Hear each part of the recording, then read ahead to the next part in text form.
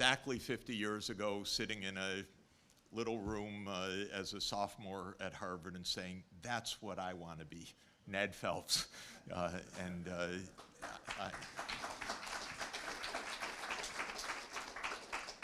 So it's really a joy. I think if we could put the slides up.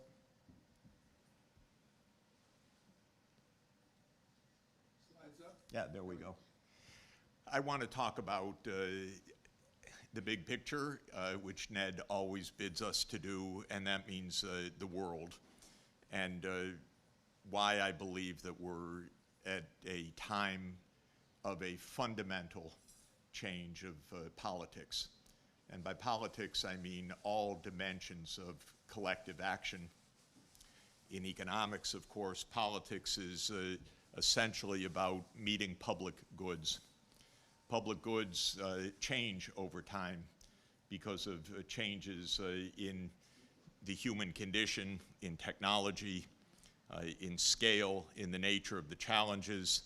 Today's challenges are global and regional, and by regional I mean international at a scale typically of a continent. We grew up in the era of the nation state. The nation is no longer a good definition of where the main public goods lie for most purposes, and so we're moving, I think, away from a nation state system to a more complex system of governance.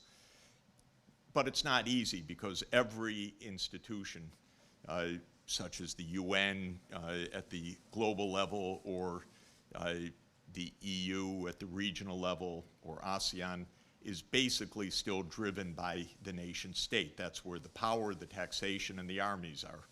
And so the nation states won't give up their prerogatives easily, though they are the wrong level of aggregation to solve the problems that we have. So a great deal of our global problems are that we're trying to solve global and regional problems or local problems with nation states. That is a legacy of the Western European system. It's anachronistic. We're not over it yet, but things are changing very quickly.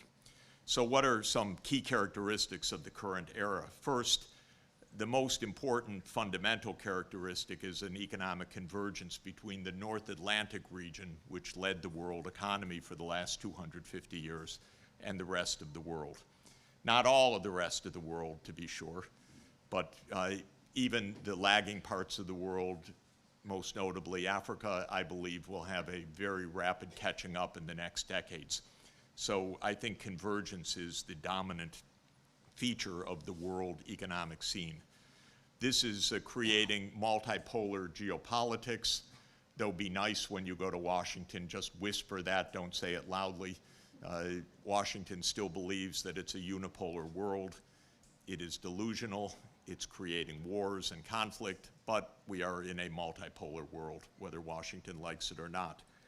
Of course, we're in an era of hyper-rapid technological change, the fastest in history, because we now have machines that make the change for us as well, and we have an acceleration of technological change. All technological pessimism, I think, is a mistake. We have no shortage of technological breakthroughs. Of course, how we use the technologies is quite another matter. Is it AI for drones, or is it AI to solve problems? And we're not quite clear on that.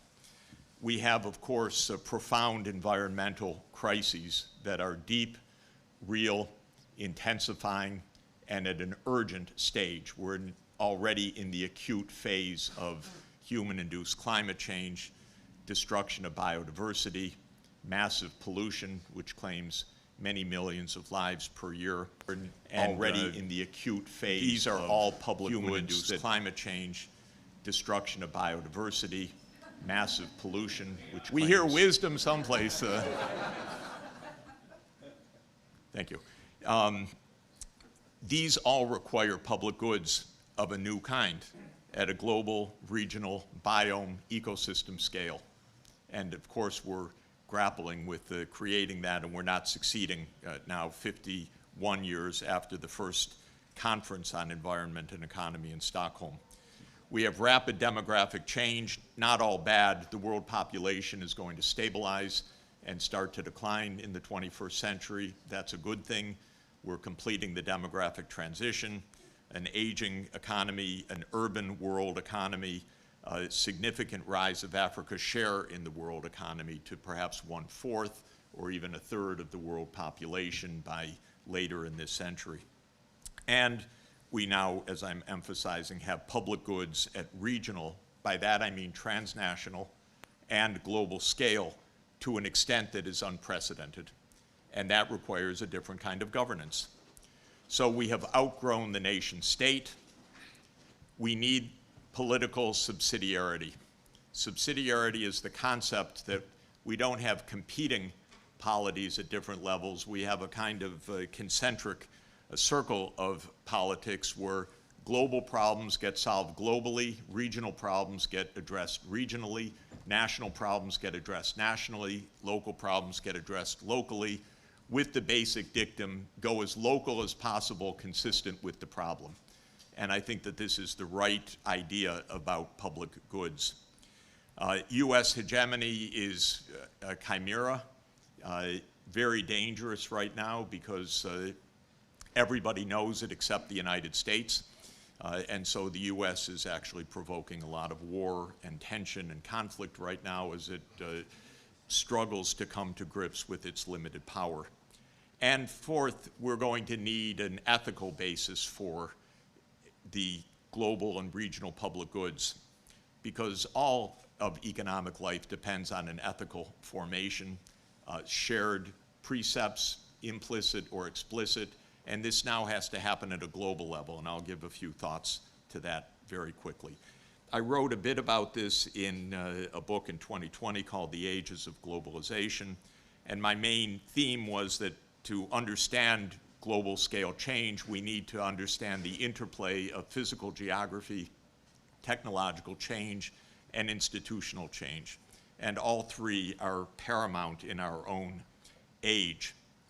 And of course, as a materialist as I am, I believe that human history has essentially been paced by technological breakthroughs and essentially in energy, food, transport, and data. Data defined broadly to include computation, transmission, storage of information. And the major eras of human change are eras of breakthrough. Fire was the first era that enabled us to have larger brains, so the encephalization came with the harnessing of fire, the harnessing of agriculture, the domestication of the horse, the discovery of how to mobilize wind and water power already 2.5 to 3 millennia ago. Of course, the breakthrough with fossil fuel, with the steam engine in the 18th century, with the electric dynamo in the 19th century, nuclear age, and so forth. So all of this is to say we are very much paced by large technological changes.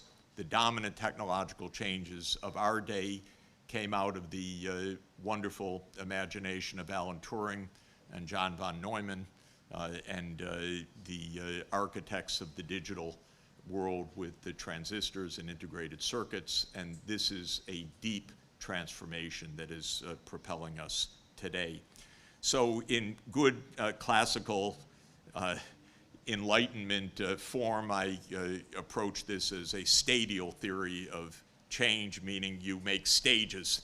I designate 7 stages. I won't go through them in this brief period, but each is paced by major technological change, which gives rise to political change. It creates city-states, or nations, or empires, or transoceanic empires. And we are in another phase of fundamental political change. So just a word about the geography of long-term development. An unbelievable amount of economic development takes place between these narrow latitudes because they are favored with the lucky fortune of a band of east-west geography of temperate and semi-arid zone steppelands and temperate agriculture, which encompassed typically 70 or 80% of the world population, and almost all of the technological changes in history, and the major empires line up incredibly along this line throughout history.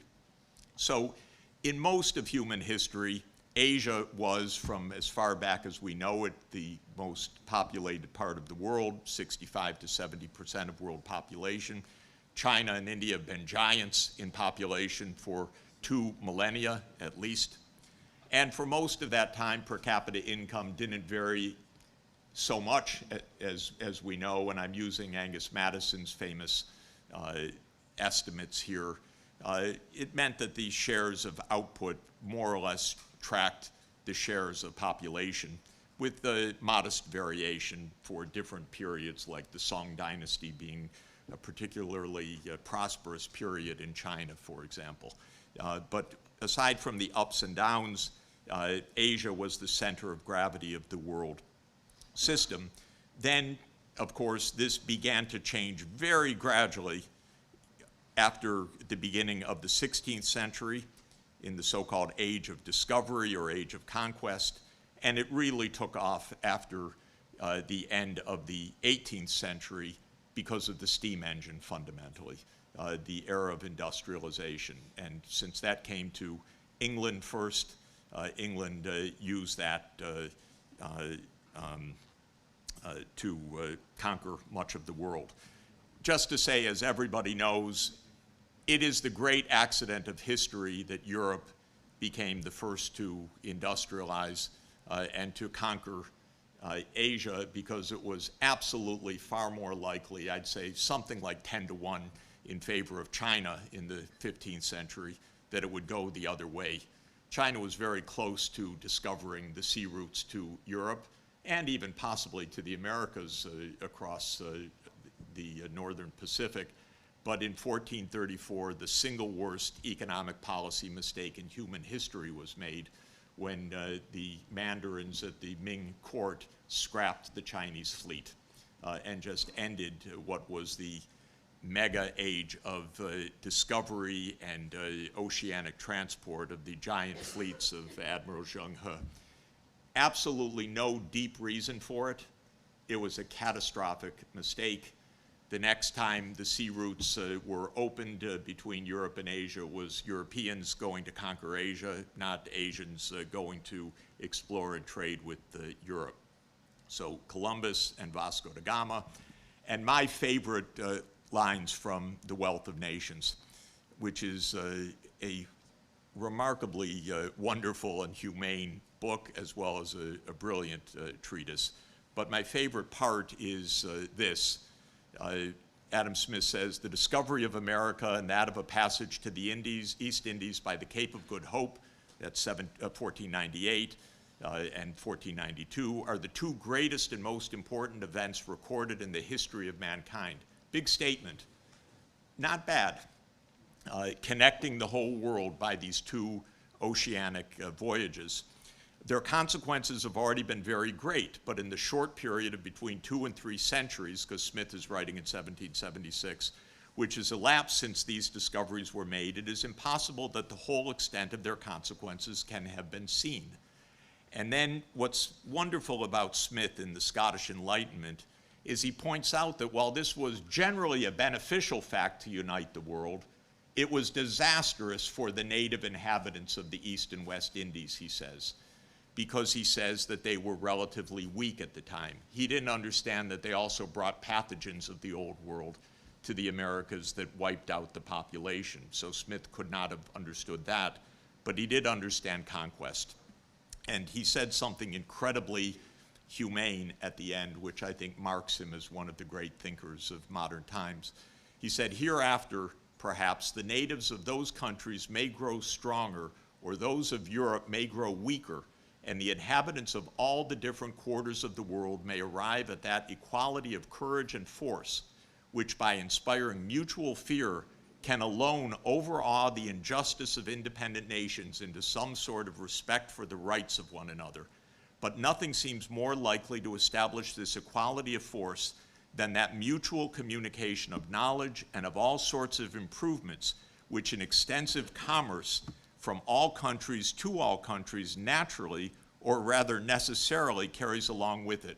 So what Smith is saying is, in the future, there's going to come an equality because trade is going to carry knowledge, technological improvement, and an equality of force. Basically, we are 250 years after Smith's writing, and that prediction has come true now. So Smith was in the middle of a 500-year period. 500 years ago, Asia in the lead and the center of gravity and in the technological lead.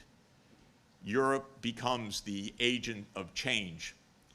The steam engine, a reflection of that, not something that came out of the blue, but came out of Francis Bacon and Isaac Newton and empire. But it came out of a Glasgow workshop, the condenser on James Watt's steam engine. And there came a new European and North Atlantic-led world. But as Adam Smith said, eventually trade will rebalance, and that's the convergence that we're seeing now.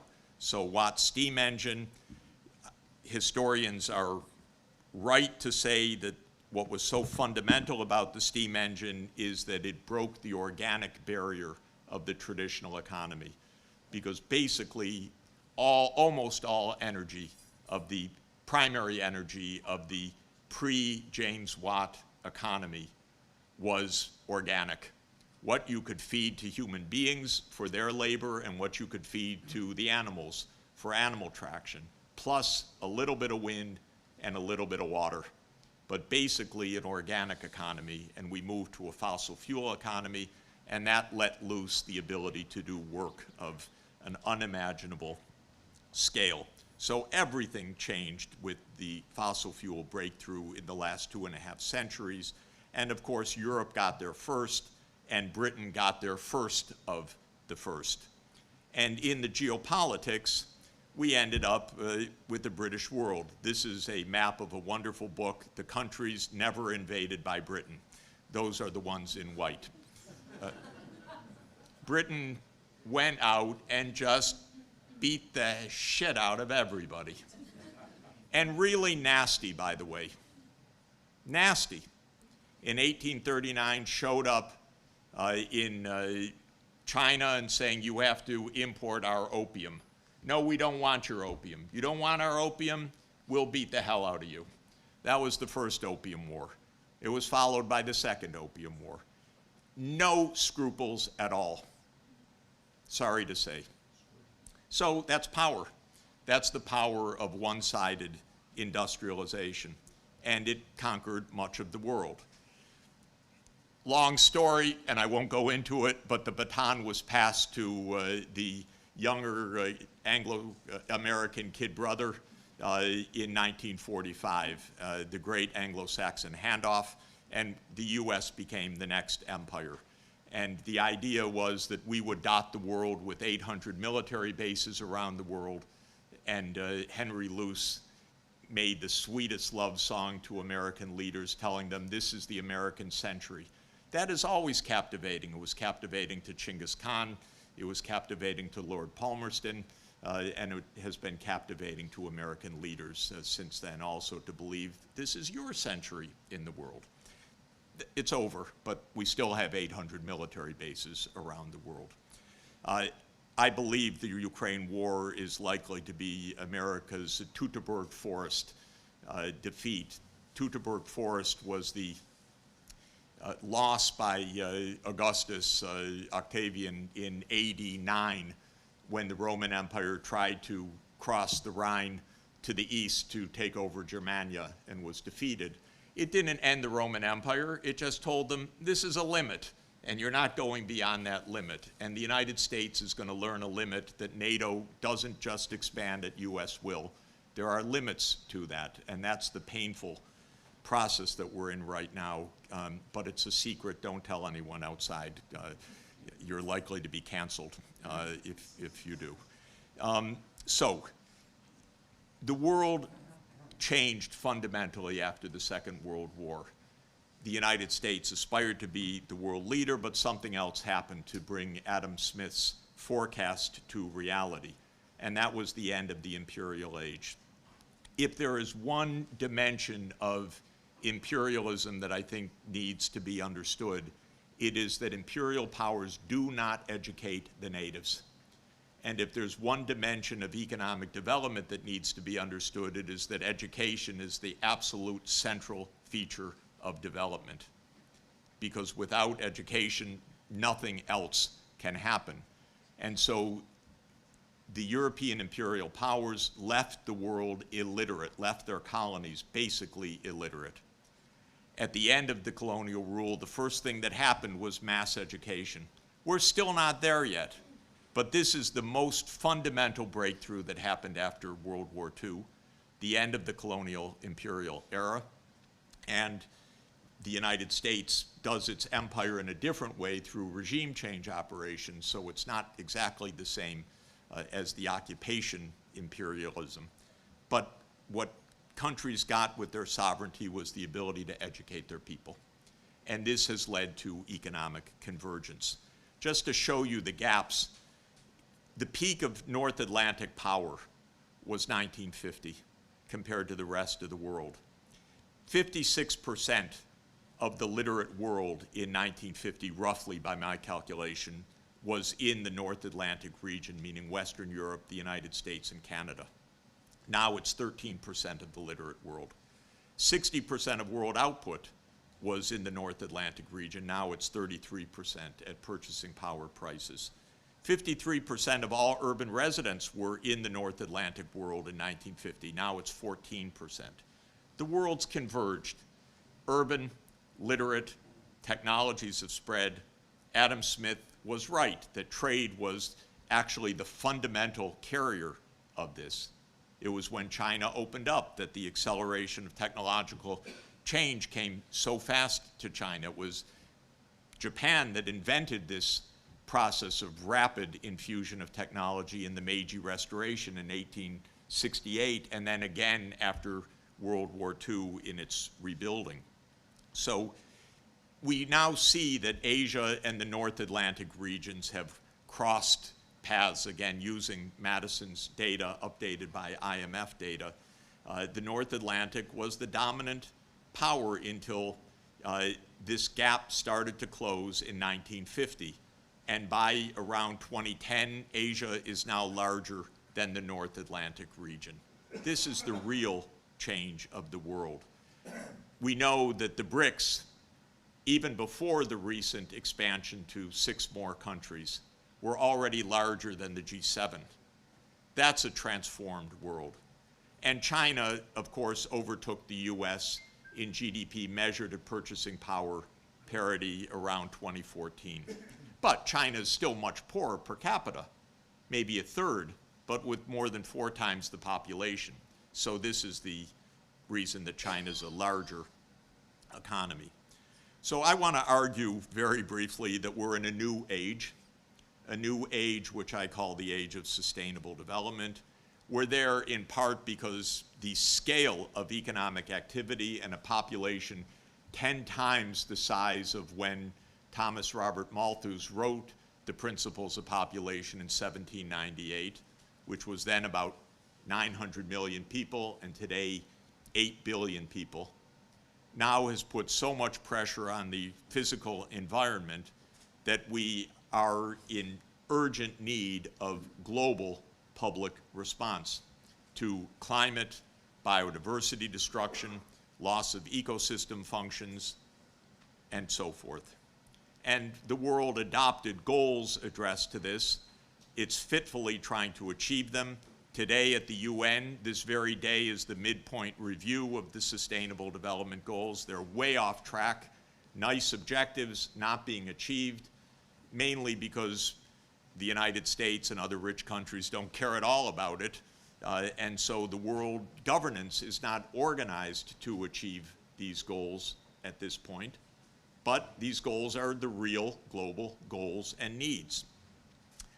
So we have a very perilous moment because we have arrived at multipolarity, And as Adam Smith talked about, that balance of awe and equality of force to create justice, that's a delicate, difficult transformation. And just to say, there are several different theories of what's going on right now.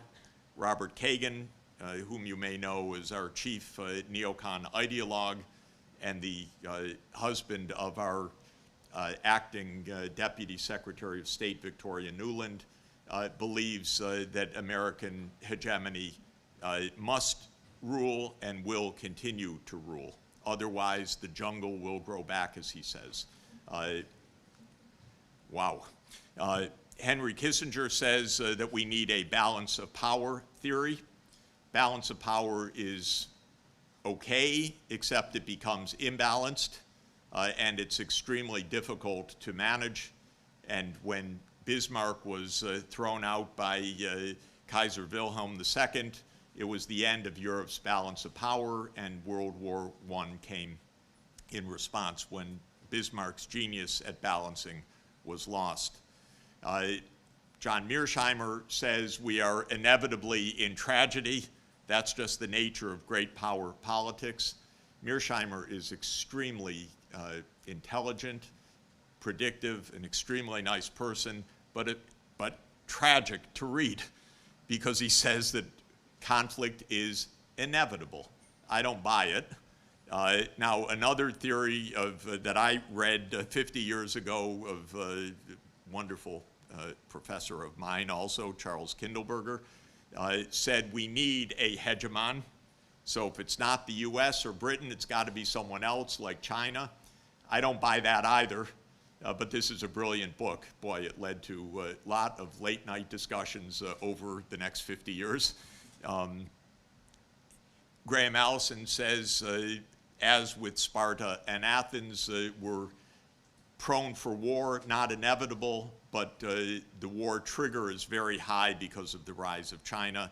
And my little contribution is, could we get our heads together and address global public goods and avoid global public bad? So I argue that we need a rational approach, not a tragic approach, and that it is not beyond us to reach the cooperative corner of the prisoner's dilemma.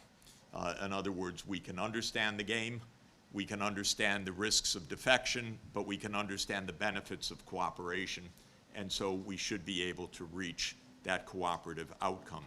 So I would argue that we need a new geopolitics and a new ethics of sustainable development. I often refer to President Kennedy's inaugural address when he said, "The world is very different now, for man holds in his mortal hands the power to abolish all forms of human poverty and all forms of human life." So what hangs in the balance is something extraordinary. We could achieve SDG 1, end poverty, or we could blow up the world. And what is absolutely incredible is how this is in the hands of a very few people. That's what's incredible. And by the way, my takeaway from Oppenheimer was what a bunch of geniuses that invented the bomb, and what a bunch of dolts who use it or decide about using it. This is our paradox. It took the greatest geniuses of the age to understand nuclear fission and how this could be created, and then it fell into the hands of the everyday person who might not have the imagination to keep us away from global disaster. That's technology, by the way. Technology is often created by geniuses and used by all of us. And that is the real issue that Plato was wondering about already in the Republic 2,350 years ago.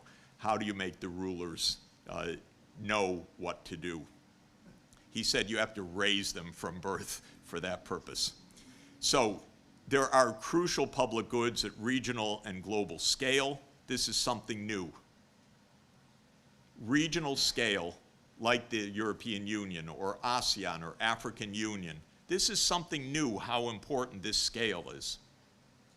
And global scale is almost unprecedented in human history.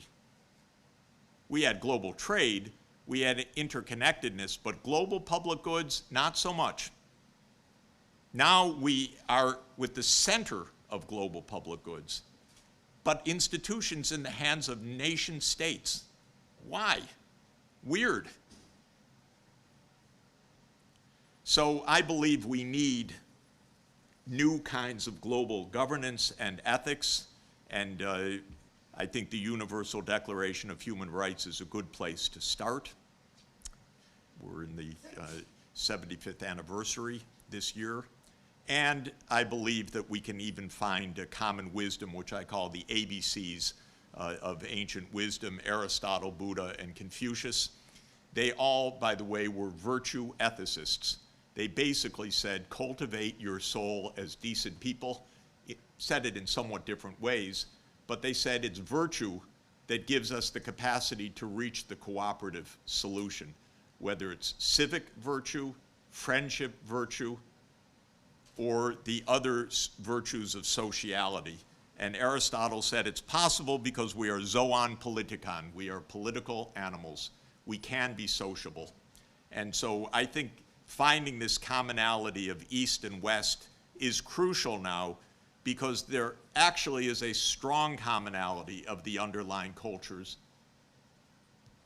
This was already pointed out in the observations of the axial age, that these philosophies arose roughly the same time and with roughly the same philosophical underpinnings.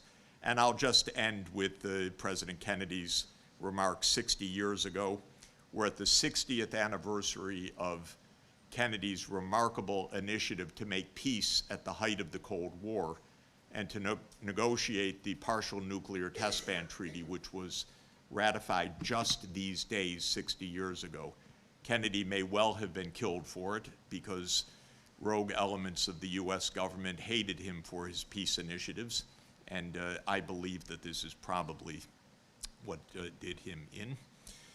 But he made wonderful observations about peace, and I'll just end with his most beautiful words. So let us not be blind to our differences, but let us also direct attention to our common interests and to the means by which those differences can be resolved. And if we cannot end now our differences, at least we can help make the world safe for diversity. For in the final analysis, our most basic common link is that we all inhabit this small planet, we all breathe the same air, we all cherish our children's future, and we are all mortal. Thank you very much.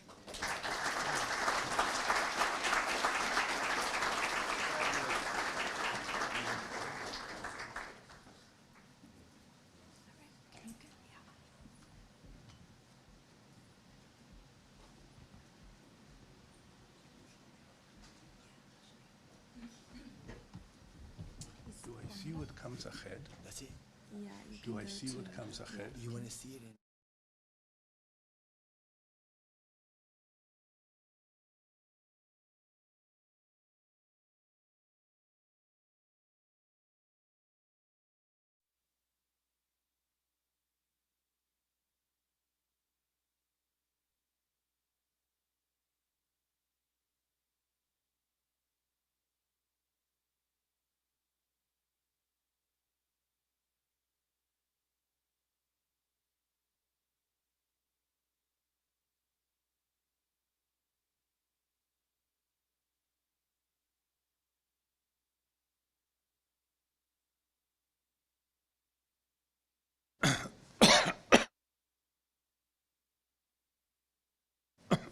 It's a great honor for me to be here, and in fact,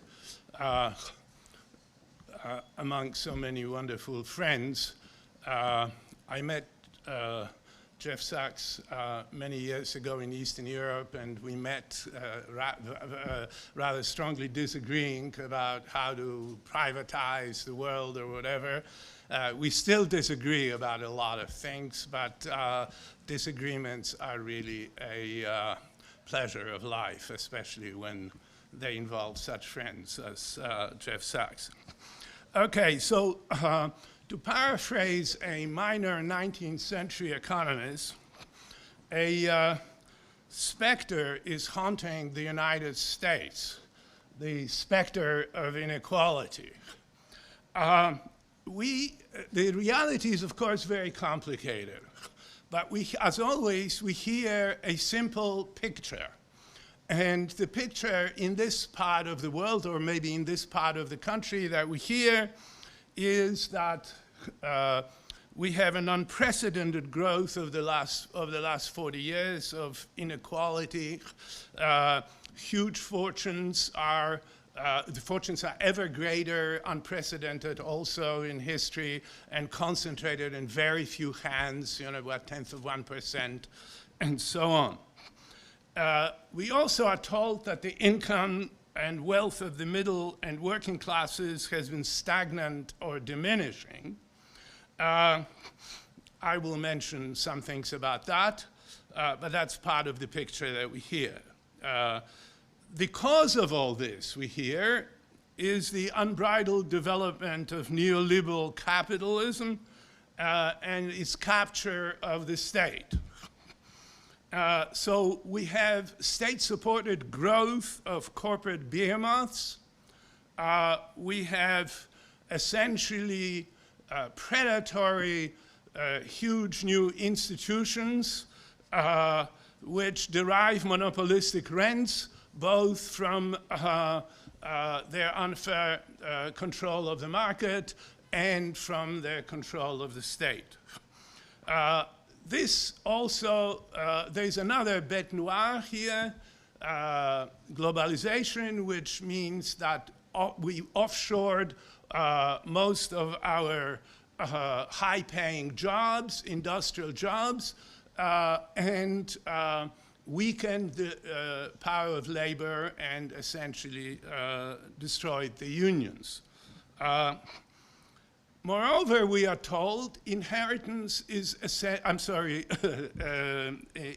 inequality is basically more inherited today than ever before, because not only does it pass through the laws of inheritance, but it also passes through lifetime transfers via expensive education, social connections, corrupting role of money in ever-increasing domains of social and political life.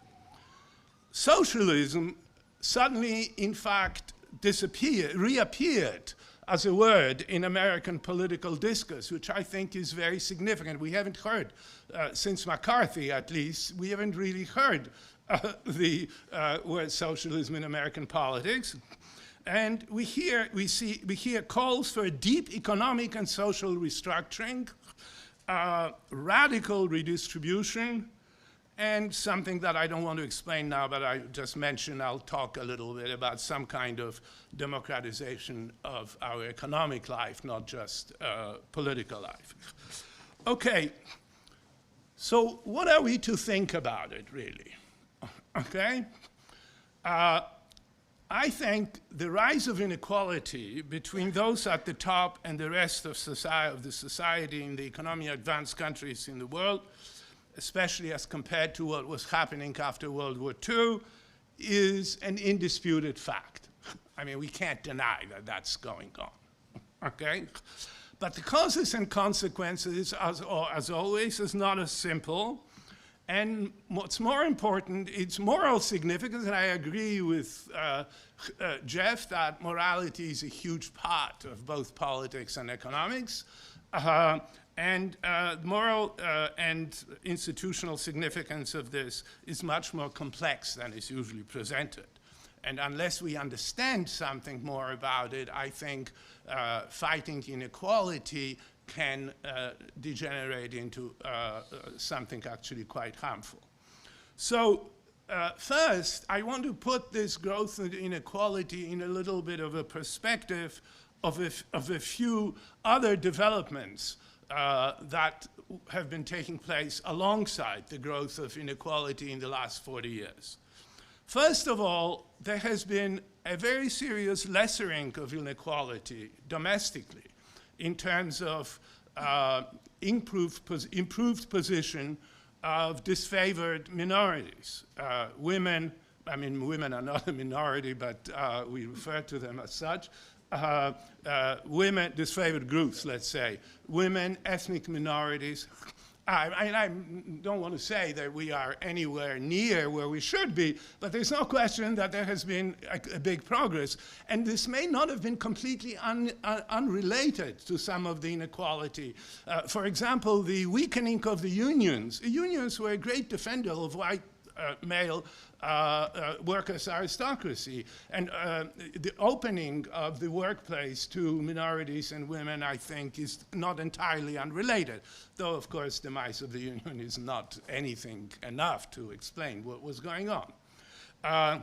Now, second, and that is, in this context, the most important, globalization, which did lower the wage growth of, in the United States, and the relative position of the working people as compared to their employers, produced an unparalleled growth of equality on the global scale.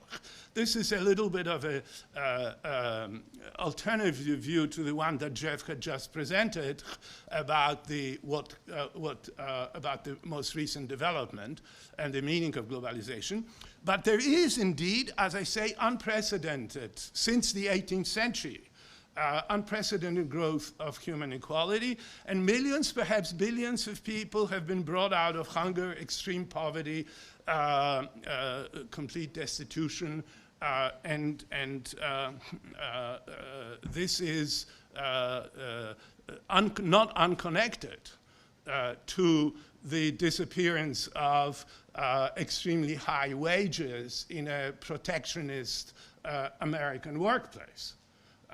In very peculiar period after the war, where the United States was economically dominant in the world and could dictate all terms. So I, in fact, want to say, and here again I sort of, with pleasure, disagree with my friend, globalization is in fact the high point of American global leadership. In fact, the only other parallel that I can conceive is the Marshall Plan, where the United States also taxed itself in a significant way in order to help its old enemies and imperialist allies, even though it was quite hostile to the imperialist order that Britain had perpetrated. So, like the old Marshall Plan, the globalization essentially helped our rivals and people who are the most potentially the greatest threat to our hegemony. In fact, it helped them to achieve an unprecedented level of development. And the jury is, of course, still out whether the beneficiaries of globalization, like the beneficiaries of the Marshall Plan, will successfully democratize. I mean, China is nowhere near where sort of people interested in freedom would like it to be. But the jury is in that the Chinese people and a lot of other people in the world, but maybe in particular the Chinese people, live not only in much greater material comfort, but with much greater dignity, and their freedom is incomparably greater than during the days of Mao Zedong and so on. And that has something to do with this phenomenon of globalization. And of course, globalization also contributed to the well-being of the American consumers.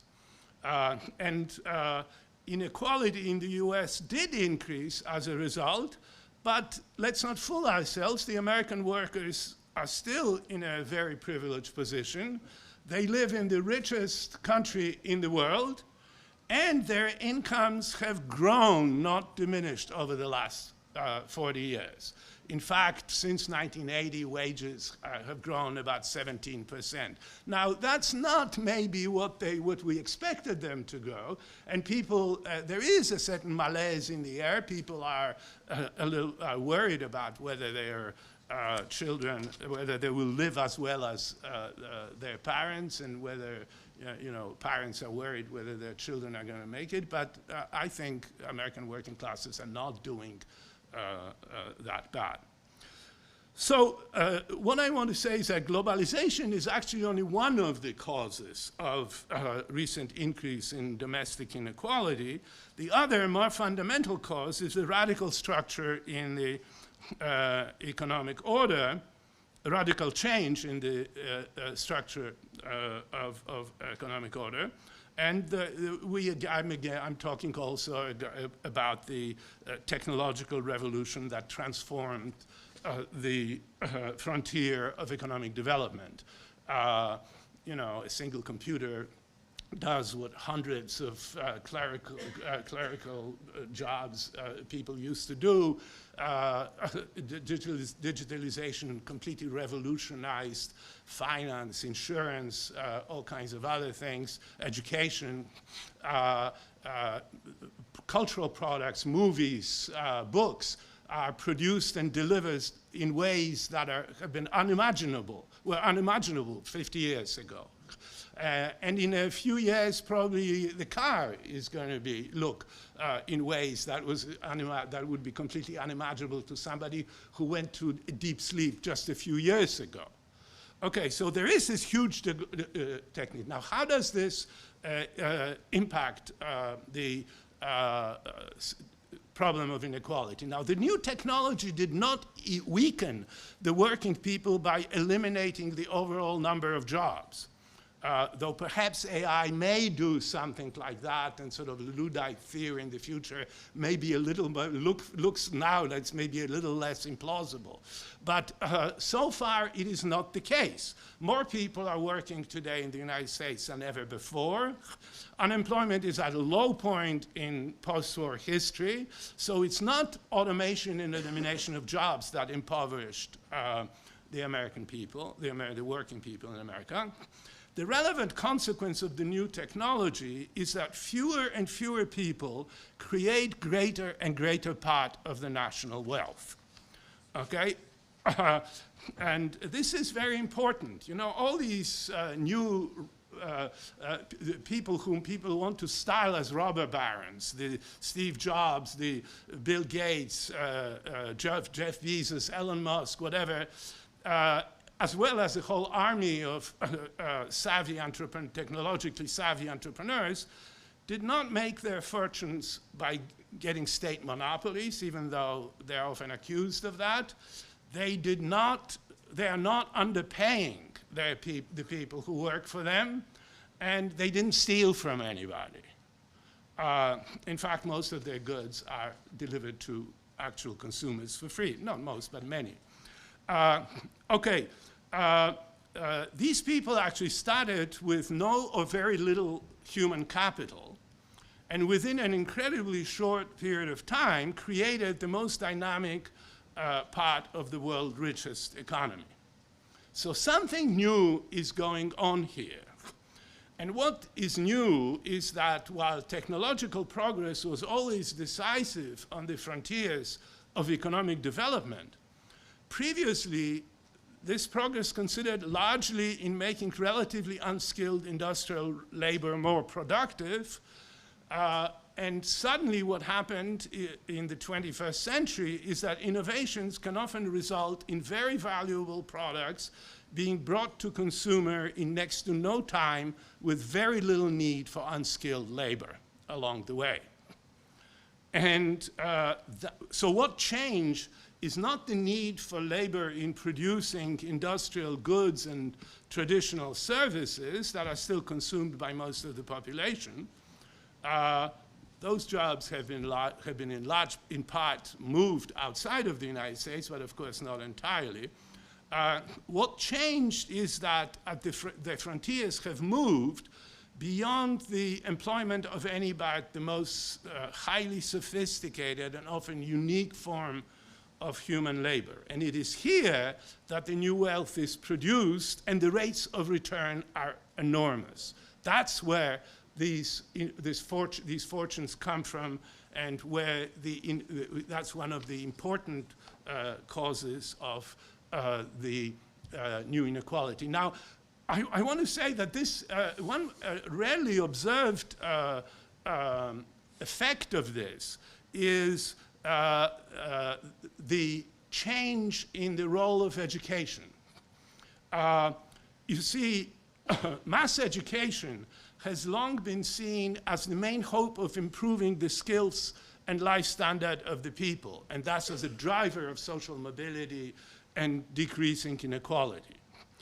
Now, the levels of skill required on the frontiers on today's economy may simply have become so high as to be beyond anything that mass education system can deliver. Education, of course, is still going to be very important in training people for traditional jobs and also to nurture the new entrepreneurial elite, but that may be much more bifurcated than it has ever been in the, well, that he has been in the past 50, 60 years. Education had been very bifurcated until about World War II. Now, education may also reacquire its traditional role as something valuable in itself and enhancing good quality of life, as opposed to job training simply. But it is unlikely that today's or tomorrow's inequality is due to working people's limited access to education or the low quality of education that they are getting. More likely, our expectations with respect to the role of education as a great equalizer needs themselves to be seriously modified. That is not the way in which we are going to successfully fight inequality. So, on the other hand, even if generated by legitimate economic activity that in the end improves the well-being of everyone, the new economic inequality of results may produce all kinds of economic, social, and political dislocation, which can seriously threaten both political stability and economic prosperity. So we do need to do something about it. No matter how questionable, calls to soak the rich have been known to cause problems in the past. Some revolutions in fact, happened in this way. And today's populist and authoritarian political developments may present a similar threat and be fed by the rising inequality. And it may be foolish, given our experiences of the last 10 years, to put too much faith in the old "it couldn't happen here" theory. So how are we supposed to react to the challenges of inequality? So I want to say, to begin with, that in the first thing, in the context of, oops, did I get all of this? Okay, I'm sorry. In the context of today's politics, the main danger is to succumb to the collectivist perspective on the link between inequality and capitalism, and to kill the goose that lays the golden egg. Soak the rich, how they talk. We hear all kinds of new antitrust theories that I think lack serious economic justification, but we are going back to the old sort of Brandeisian idea of antitrust, which is essentially the enemy of bigness. Any big company is bad. We have to break down all these Amazons and Facebooks and everything. And the defense of the consumer, the interest of the consumer is no longer the important consideration. There are predatory practices, even though there's no real market power, and so on. So I think this is another potential threat that we need to avoid. It's again, those calls are fed by inequality and the inveighing against the billionaires and the rich, but that's a dangerous development. There is also the stakeholder corporate governance we sort of taken over from Europe, the idea that corporations don't serve the interests of shareholders, they should serve the interests of the workers, society, the state, and the management is supposed to balance all these interests and the difference between politics and economics and management disappears. And that's sort of what I meant by the idea of democratization of economic life, which is a very dangerous idea. Politics is supposed to be democratic, but there is really, economics is governed by private property. It's naturally hierarchical. So what should we do? So I think liberal politicians should develop a two-pronged strategy dealing with the challenge of inequality. First, we should recognize that some forms of inequality are due to injustice, and they're not due to particularly economic factors. The most important of these in the United States, the heritage of slavery, the persistence of racism, sexism, xenophobia, have little to do with economic order and are due to various social and political factors deeply rooted in the past. And undoing, it may be costly to reduce inequality due to this, but it may be possible without at the same time monkeying up too much the economic situation. And even if the protests against inequality are often driven by resentment or difficult or some ideological commitments, it may make sense to adopt other redistributive policies that not only buy political peace, but do more than that. They potentially offer an opportunity to creatively transform the social and cultural institutions of American life. Now, I want to very quickly, because I don't want to take time, I want to very quickly just list a couple of these things that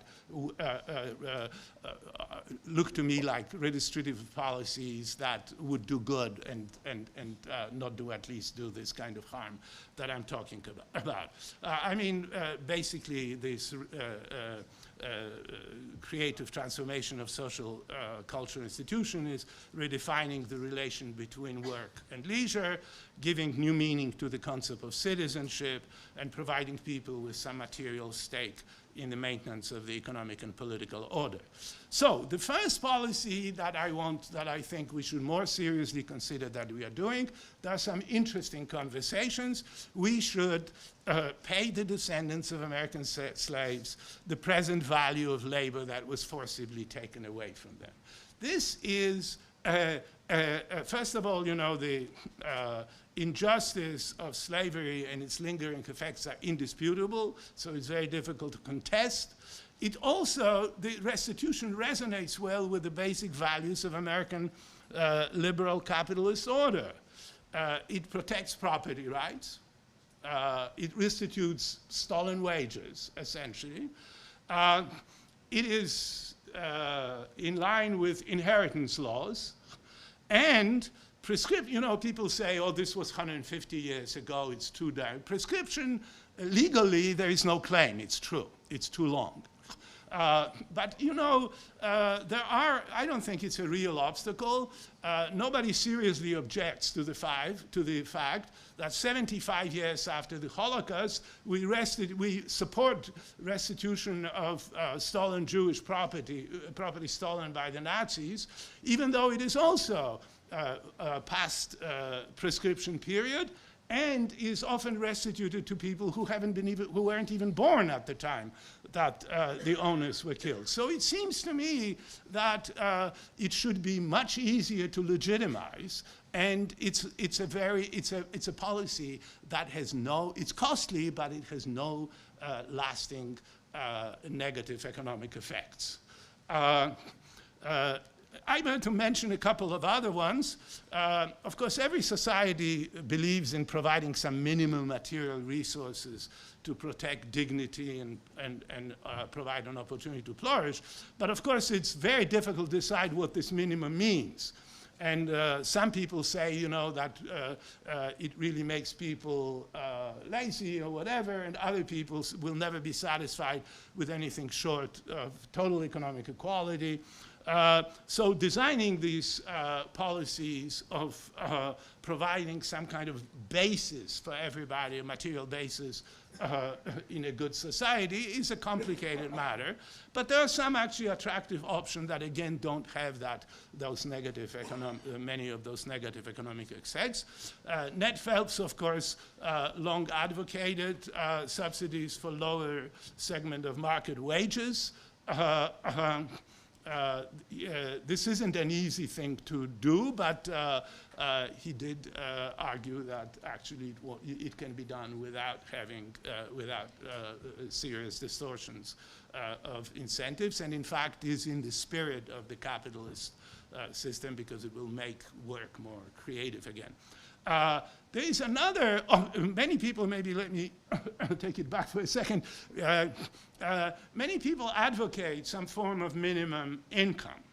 Now, minimum income has obviously economically distortionary effects, has some problems, especially when the wages are low, distorts incentive to work and so on. But there was this very interesting proposal maybe a couple decades ago already by Bruce Ackerman and Ann Alstott to make sure to actually provide people with a one-time capital endowment. They proposed, I think, that every person on graduation from high school gets a bank account with, I think they said $80,000, but that was a long time ago. It would be more today, so let's say $150,000. And at a one-time supplement, which not only does not discourage you from working, you could be used to start a business, to improve education, to make a down payment on the house.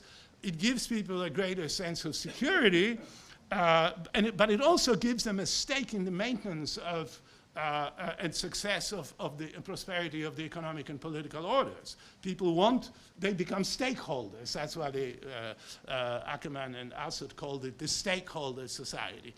The last thing I want to mention is that if it is true that AI creates pressure on jobs because it will eliminate a lot of jobs, then there are other redistributive policies that are quite attractive. You know, one of the greatest things that happened during the Great Depression is the 5-day work week. You know, I still remember, not because I'm so old, but because I was brought up in the communist world. I remember my parents working on Saturday, okay? Shorting labor, making the labor week shorter would be a wonderful relief to a lot of people. It could protect employment. It would work less, but there will be fewer people who don't have work. And it would offer an opportunity seriously to rethink the concept of leisure as more than just a rest from work, along the lines perhaps of bringing together again the culture and economics along the line that Ned so beautifully described in his book on human flourishing. So greater educational opportunities, subsidized, of course heavily subsidized, might restore the role of education as more than job training. You know, it's sort of, Aristotle said, you know, knowledge is for its own sake as opposed to for the sake of other things, is what free human beings are defined by. You know, there could be various subsidies of cultural institutions that could contribute to good life and so on. So this is all I have to say, but in one sentence, one longer sentence, but one sentence I'll try. Inequality is real. It has to be properly understood and counteracted, but in ways that don't kill the goose, that golden egg. It's not capitalism. Capitalism produces inequality, but not illegitimately so. And counteracting them may be helpful and from a cultural, social point of view actually well justified, both for preserving the wealth and growth of our societies, but also for making life richer and more fulfilling.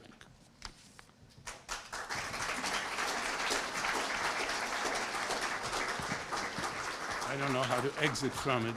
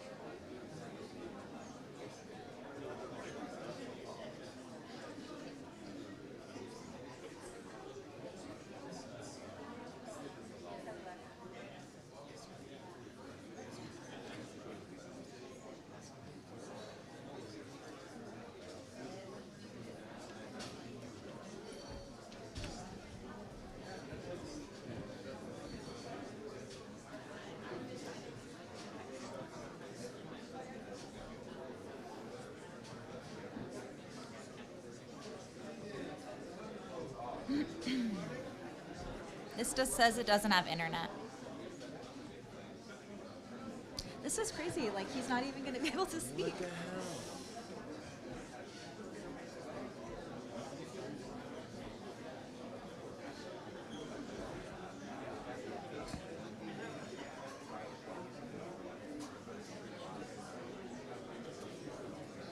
Well, I guess he'll talk for 10 minutes or something. In the meantime, you get the other one also.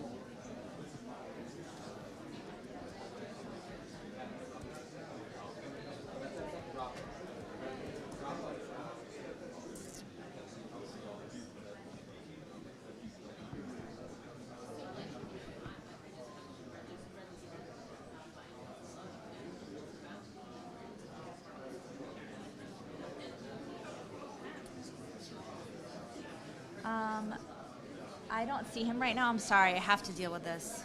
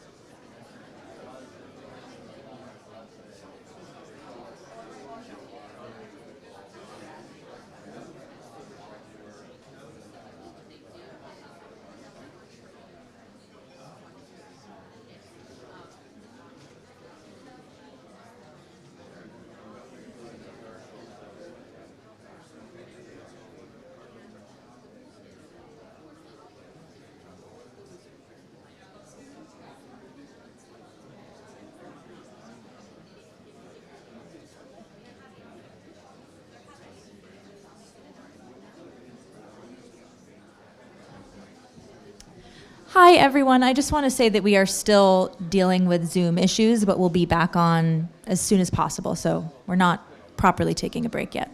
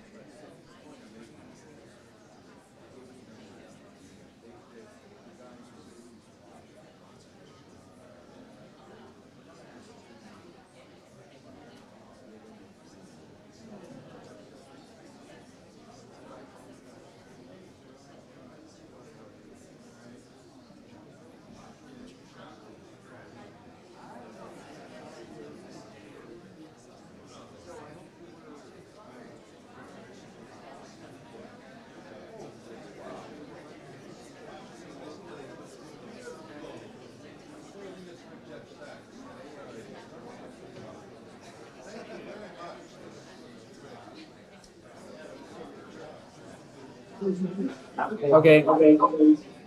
Oh, that's echoing. Mute.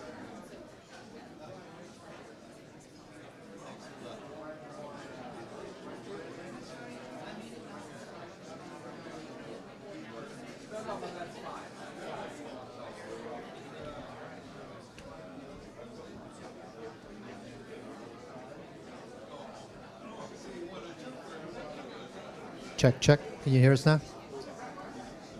Check, check. No, no, no. Check, check.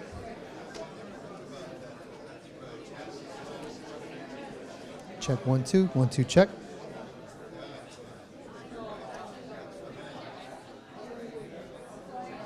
Check, 1, 2. Check, check. You can hear us, right? Can you hear us? Yeah, I can hear you, yes. Yeah, we're good to go. Okay, we're good to go now. We're ready to start. Can you hear me? We can hear you and we can see you. Okay, that's good. So please tell me when I should start. Okay, you can start now. Okay, so let's start. So let me share my screen. I hope you can see my screen. Can you see my screen? Yes. Yeah, okay, that's good. So, and yeah, I'm glad to be with you today. I'm afraid I'm going to have to leave in little more than 10 minutes because I have another conference in Paris that I need to give.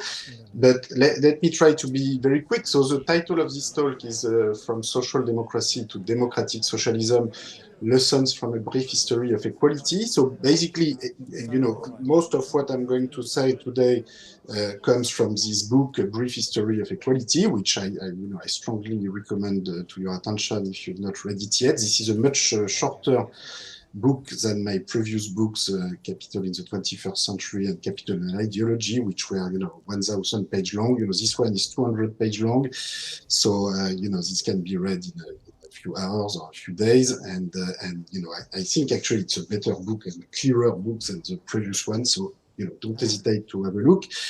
Some of what I'm going to tell you today also comes from this World Inequality Report 2022, which we have published at the World Inequality Lab in Paris, and which you can find online very easy. So in this talk, I'm going to try to make two parts about coming from this title, From Social Democracy to Democratic Socialism.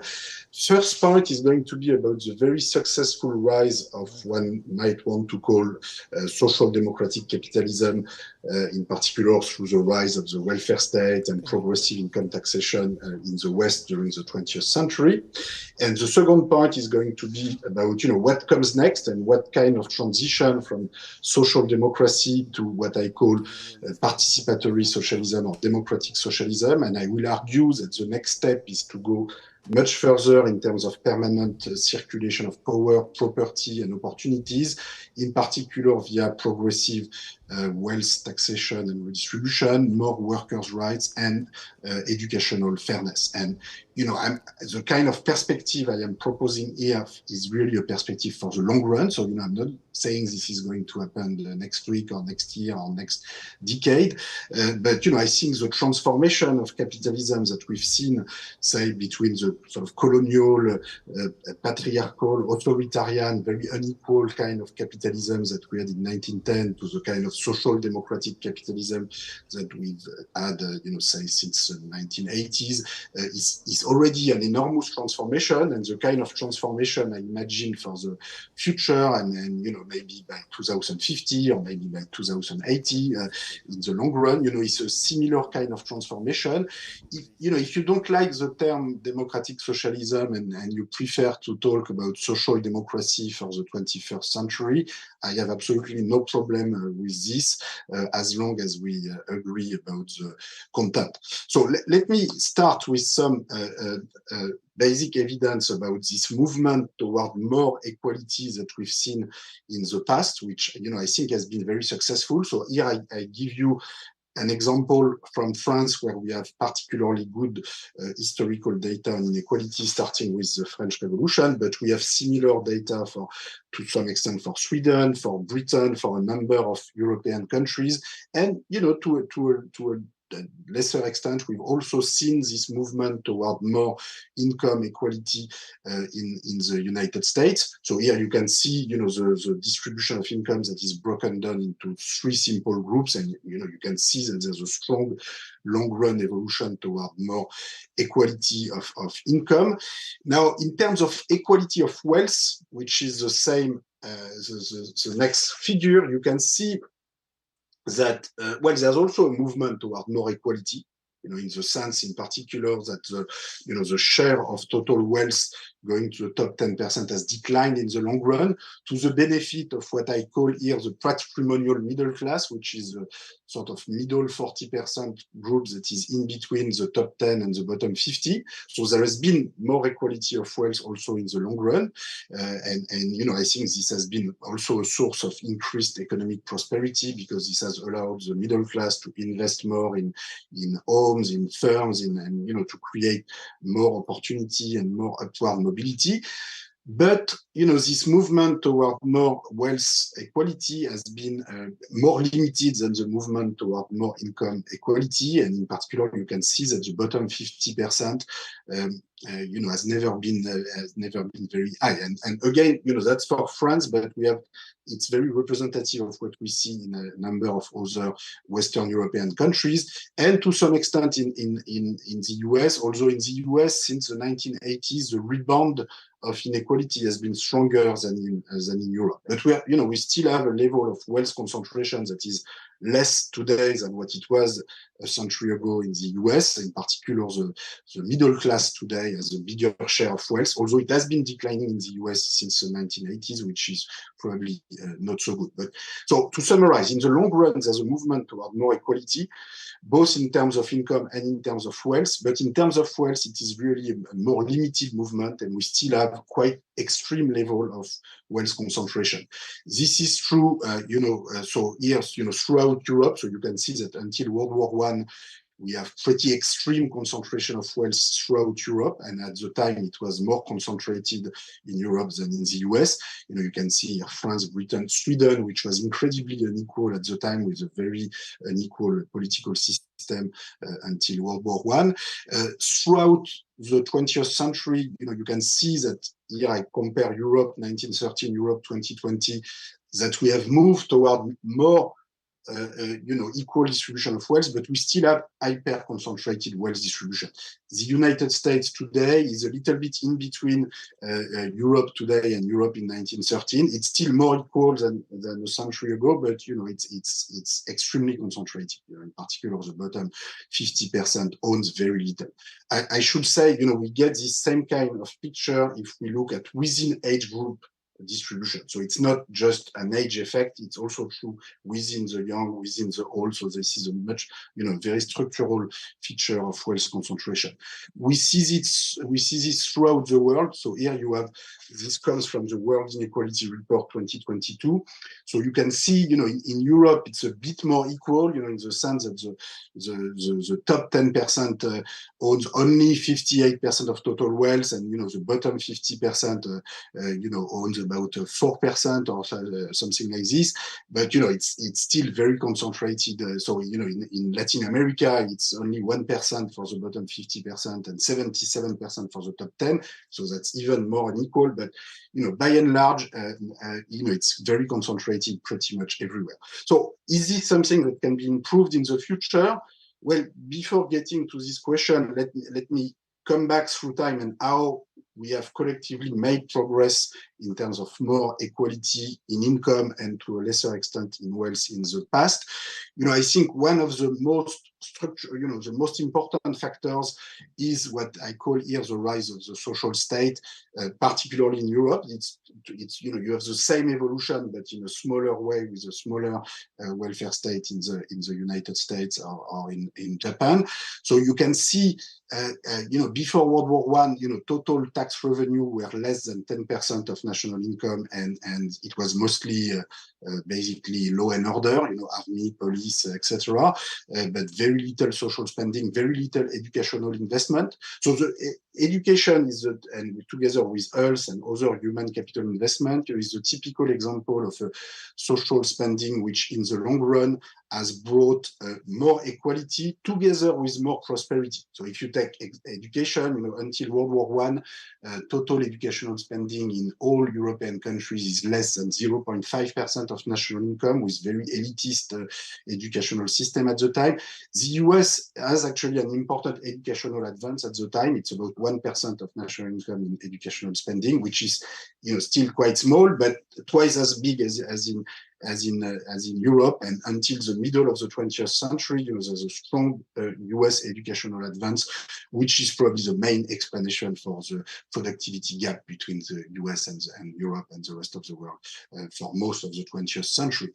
Now, over the long run, total educational spending has been multiplied by more than 10 as a fraction of national income, from, in Europe, less than 0.5% of national income before World War I, 6% today. But what you can see also on this graph is a stabilization and actually a stagnation of total educational investment since the 1980s, 1990s, which is also something you see in the US, which is very paradoxical because, of course, the fraction of a generation going to higher education has continued to increase a lot. So if you have the same spending as a fraction of national income, it means that you invest actually less per student over time. And, I think if we want to explain the slowdown of productivity growth, this is really the number one explanation, in my view, depending on how you write your growth model and your equation for productivity growth, you can easily see how a stagnation of educational investment can generate productivity growth slowdown. And I think more investment in higher education and increasing total public spending, which requires also more fiscal fairness, is certainly one of the most important policies for the future. I was referring to fiscal fairness because, I think one of the reasons why the expansion of the social state was possible in the long run was the development of progressive taxation. So here, you can see the evolution of top income tax rate. You can see how the United States, in particular, invented a very steeply progressive taxation over the course of the 20th century. I think this was pretty important because of course, everybody has to pay for the welfare state, but if you want the middle class to agree to contribute to the welfare state, you need to ensure that people at the very top, are paying more than what the middle class is paying, and this is what tax progressivity over the course of the 20th century did, and this is not the case anymore. And I think it was the demolition of progressive taxation starting in the 1980s was, I think, an historical mistake, and I think it's high time to revisit the experience with high tax progressivity. So many people get very nervous when we talk about a top income tax rate of 80, 90%, like the one we had in the US and in Britain during a large part of the 20th century.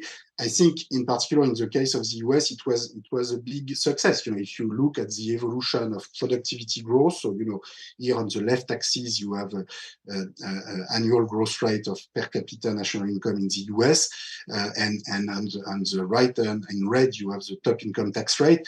You can see that in the 1980s the discourse by Ronald Reagan was to say, okay, we are going to cut top marginal income tax rate.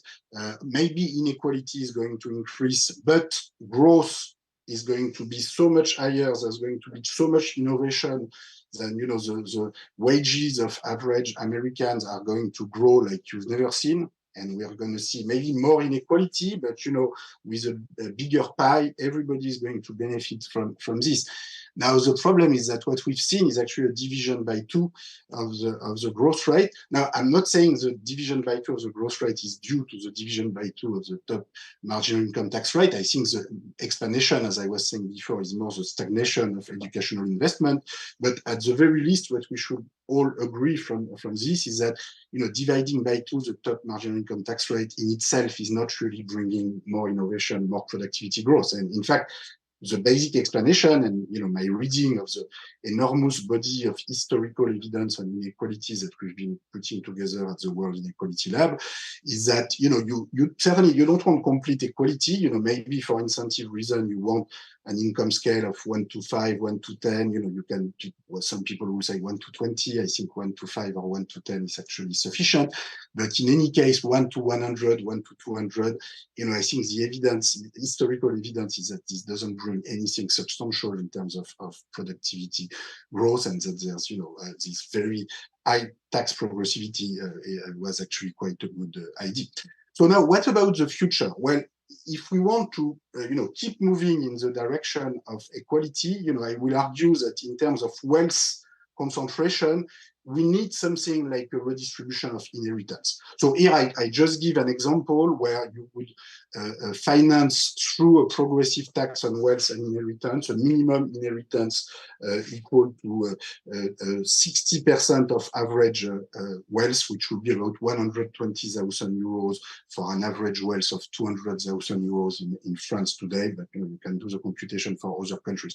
Now, as compared to the discussion, the previous presentation, and the proposal by Ackerman on minimum capital, I should make clear that this comes on the top of the social security system, of the entire social welfare system, on the top of the basic income scheme that we already have in many European countries, actually in most Western European countries. So that's really in addition to this. I think the basic income, say around 50 or 60 or 70% of full-time minimum wage is very important, but it's not sufficient. And I think having minimum wealth and a meaningful minimum wealth for the bottom 50% is very important, because this is what will bring additional bargaining power for the bottom 50%. So wealth is more than just money. It's also when you own zero. You need to accept any job you are being offered. You have very little bargaining power. When you own, even 100,000 euros, 200,000 euros, this may seem very small from the point of view of a billionaire. That's almost like zero. But in fact, it makes a big difference, because you can buy a home for your family. You can start up a small business. You have a better bargaining power vis-a-vis your own life and vis-a-vis the rest of society. I also discussed, how to generalize and extend the kind of co-determination system with more workers' rights in the board of companies, which has been in place in Germany or Sweden for a number of decades, and I think it's possible to go much beyond. And the third important ingredient behind democratic socialism is more educational fairness. So, everybody pretends to be in favor of equal opportunity and equal access to education, but in practice, this is what we see. If you compare the percentile of parental income with the rate of access to higher education in the US, so this is work by Rash Shetty and Emmanuel Saez, you can see, you are very close to the 45-degree line. If your parents are very poor, you have only a 25% chance to go to university. If your parents are very rich, you have a 95% chance. And of course, in fact, it's even worse than that because you don't go to the same university when your parents are very rich. So the question is, are we happy with this? Is this the best we can do? Or do we want to set targets to improve this? You see enormous inequality in education also, in other countries, not only in the US, also in France. In historical perspective, and let me stop there, there's actually been some progress. You see enormous inequality in educational investment in societies of the past. So here I take a very extreme example of a colonial society, which is Algeria under a French colonial rule around 1950. I compare with France 1910, which was a very unequal country. I look at France 2020 today, which looks very equal as compared to these two other societies, but in fact, the children in the bottom 50% are 5 times more numerous than the children in the top 10. So in fact, they get an average educational spending, which is twice as small as, or in fact, almost 3 times as small as children in the top 10%. So this corresponds, in fact, to a very elitist educational system that we have in France right now. So, the conclusion is that the historical movement toward more equality and prosperity, which has been very successful in the past, is not over. And in particular, social democracy is not a finished product. The view that, we have achieved sort of perfect social democratic institution in the 1980s, 1990s, and that we should stop there, I think is an illusion. Thanks a lot for your attention, and sorry that I'm going to have to run right away because of another commitment in Paris, and I'm already 5 minutes late, and I really have to run. Sorry about this.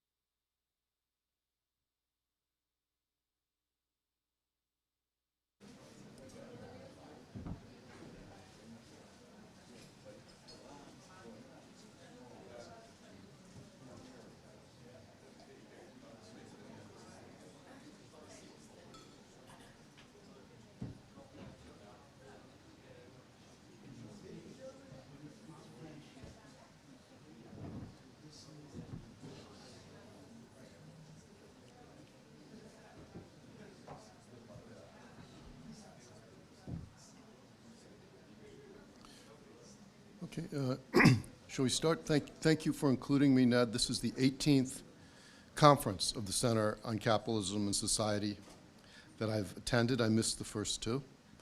And I'd like to review what I've learned, how the center and its project has shaped my view of capitalism and society, of work, business, finance, the good life, to take stock here. And while this is going to be my own journey, I think it parallels those of us who are part of Ned's band. So to begin at the beginning, this is my original idea of what the good life was. We know what our preferences are. We can rank them. We can abstract various options and perform this calculation so that work is a sacrifice of leisure, and the less we do of it, the more leisure we have to put into household production. We purchase goods with the money that we make, and out comes the present value of utility. And I mean, I still haven't completely abandoned this idea, but certainly we've gone way beyond. And to the extent, if I had a view of what caused production, it was, put in some capital and some labor, and education can add to human capital, so basically augments labor. And then there was some technological progress, which kind of went at a constant rate. Maybe you could invest more in our R&D, and then G would go up, and probably would have thought that production function is Cobb-Douglas, even though there's no evidence for it.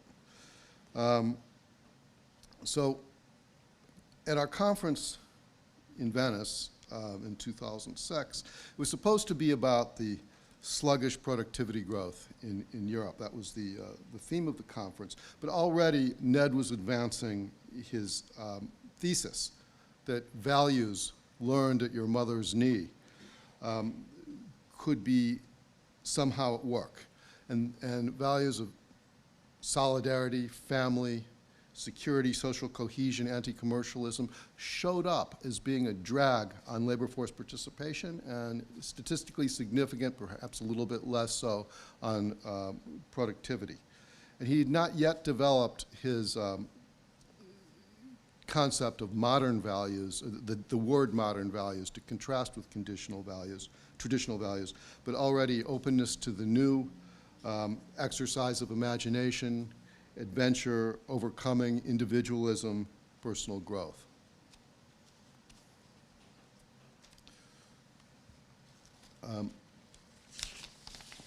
Oh, yes, an early concern, though, at that time was what's eating Europe. But actually, this was a while ago. It wasn't yet clear whether the period of slowdown from 1970 to 1995 was the aberration, and now we have the internet, and we're going to go back on track again, or whether it was that period from late 1990s to early 2000 that was the outlier.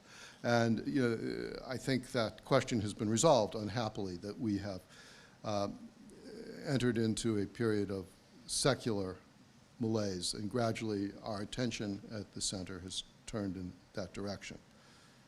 Okay, I found in the bottom of a drawer, oops, this photo from the Venice conference. And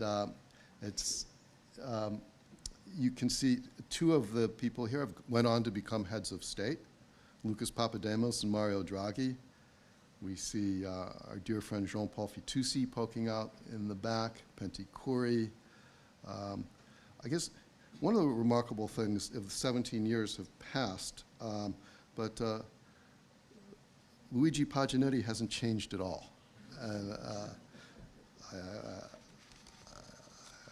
don't know why. Oops. Okay.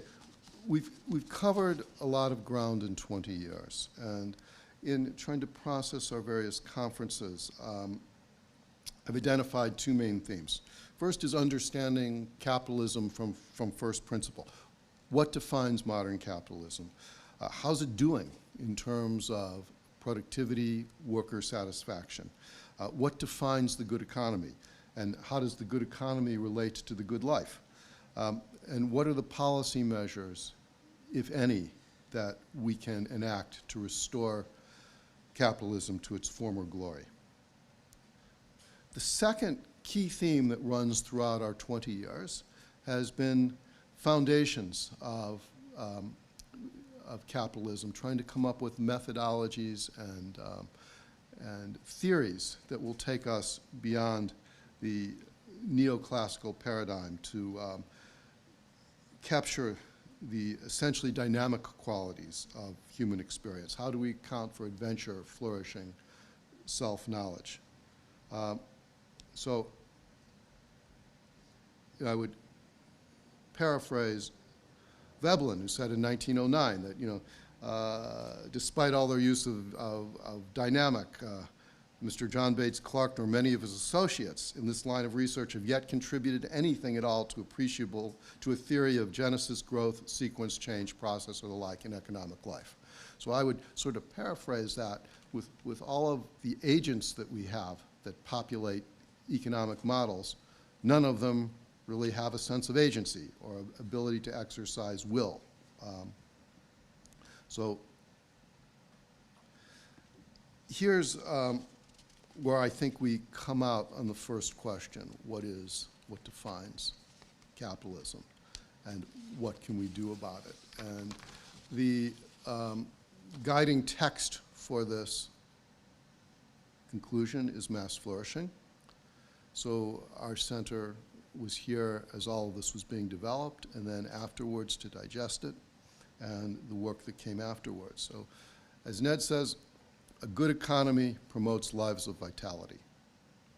And its natural home lies within a dynamic capitalist economy.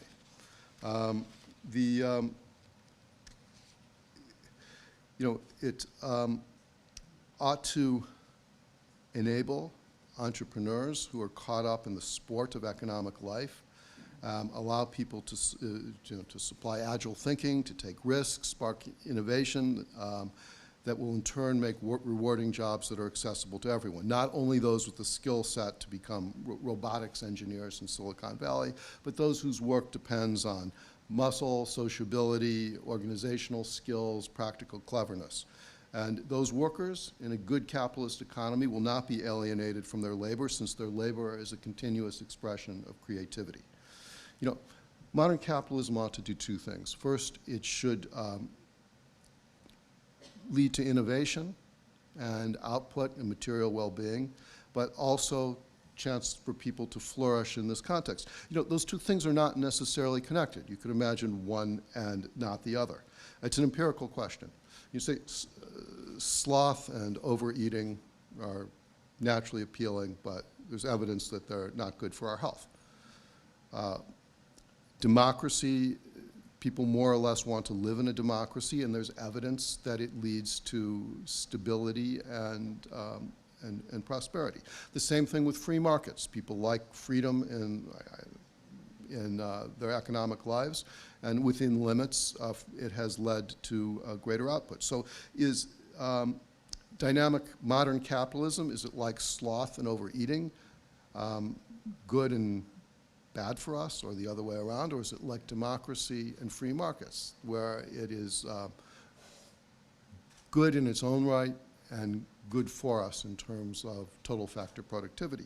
And the evidence, we see it first in mass flourishing, later in dynamism that Ned wrote with Gilfie and Hyun Tech. We find that the satisfaction infused by modern values both leads to worker flourishing and to total factor productivity. It is both things. So I think it's an important regularity. We've probably been more successful in diagnosing the situation than figuring out a series of interventions to fix it, although we have a lot to say on it. One thing that we have never really gone in for in the 20 years are financial schemery to try to induce innovation. Dabbled with it a few times, but there was a paper that was published in our journal, Capitalism and Society, that showed that there's more venture capital in the United States, but Europe has the tax and regulatory infrastructure to allow for venture capital. The impact of venture capital on productivity is way overstated. It's not as adventurous as it makes itself out to be.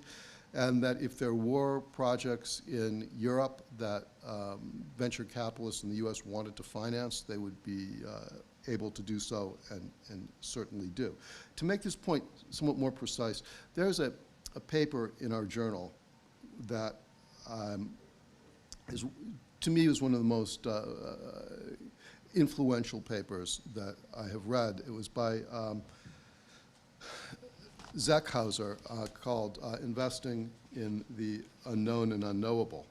And he tells the story of David Ricardo, who on a hunch bought British government bonds before the Battle of Waterloo.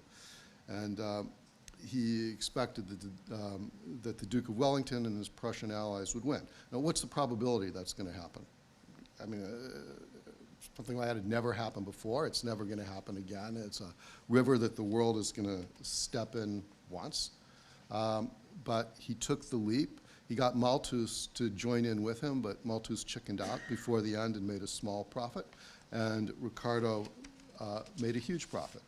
So he engaged with the unknown and the unknowable, the language of risk and expected return doesn't apply here. The conditions were deeply ambiguous. They would never come again. The paper opened my eyes. That if you could abstract from an investment's essential feature and boiled the decision down to a set of rules, someone would have arbitraged it away by now.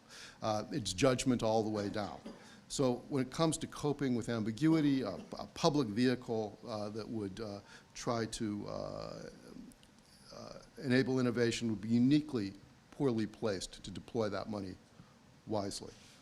We have come up with some ideas if I go through the history of the center's presentation.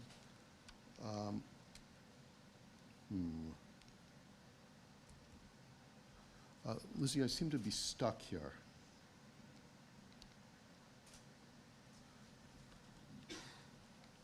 Thank you.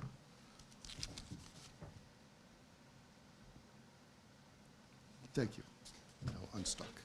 So, as already mentioned, low-wage subsidies, an idea that Ned promoted in rewarding work.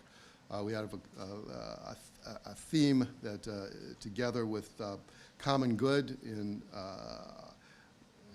unmasking the red tape and bureaucracy that limits agency within government, early childhood education, and I think, I still think the most important contribution that we make in the end is the idea that through work, through capitalism, through enterprise, that people can exercise their creativity, and that we don't have to indulge in the, when workers feel that the rich men in Richmond are oppressing them because of their job, that it's something that isn't inevitable, and it's not inherent, and it wasn't always that way. In terms of the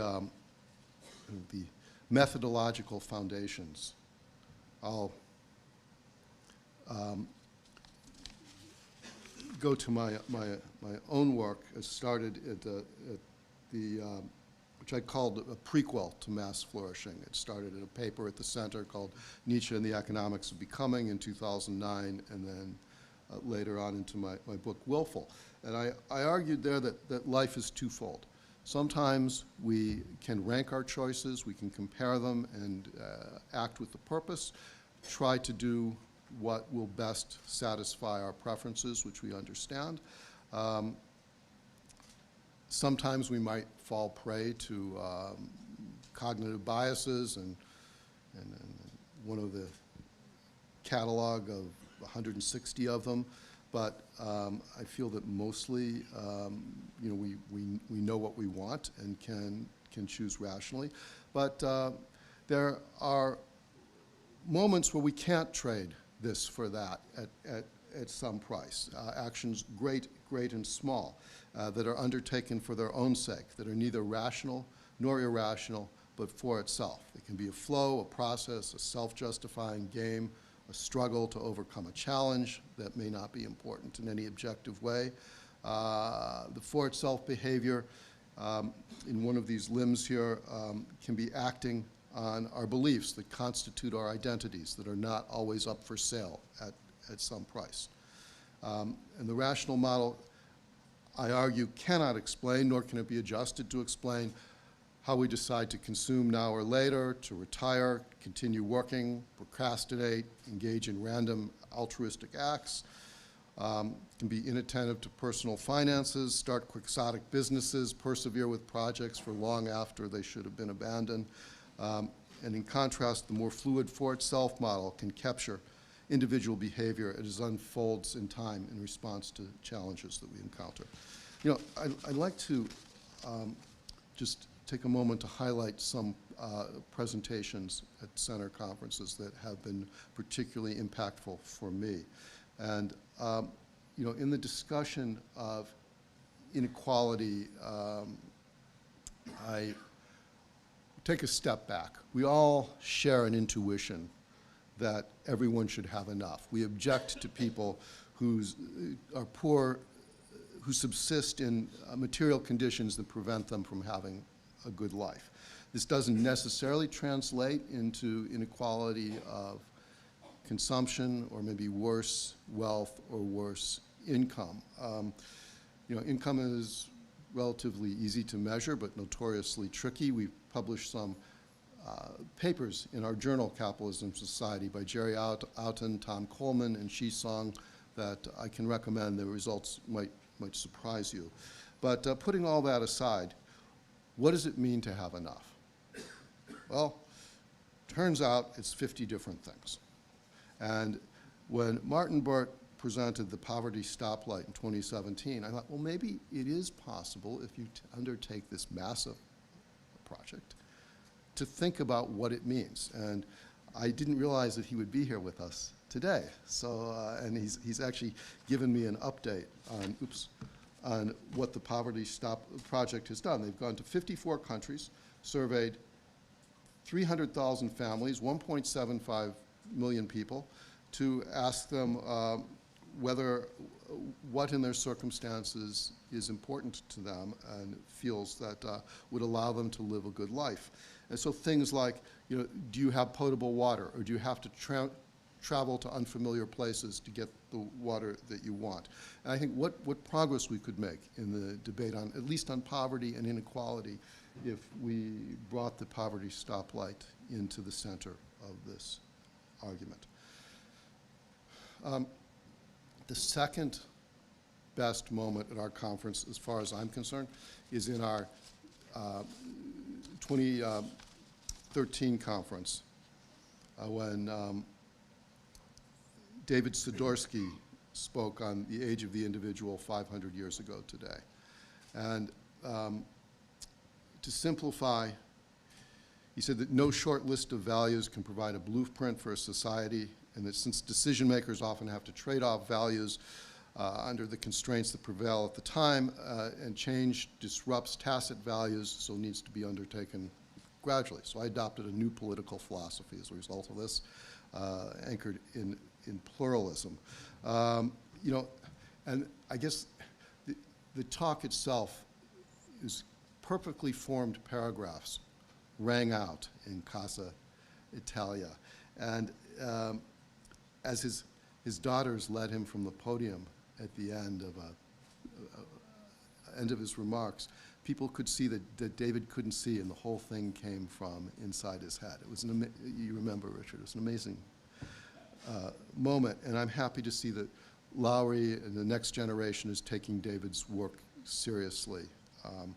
The best moment has to have been at the Women's Conference in 2019, where at the end of her talk, Joyce DiDonato sang "Climb Every Mountain."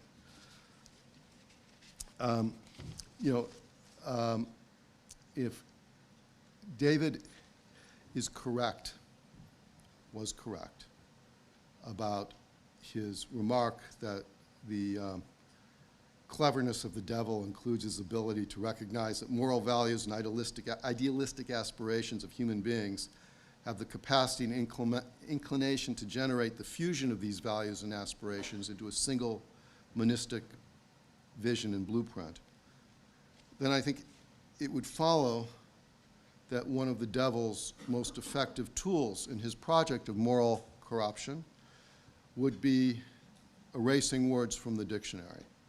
And there's no paper in our journal over all these years that I'm prouder to have edited than the final paper of Jean-Paul Fitoussi on Newspeak and Economic Theory, How We Were Being Talked to.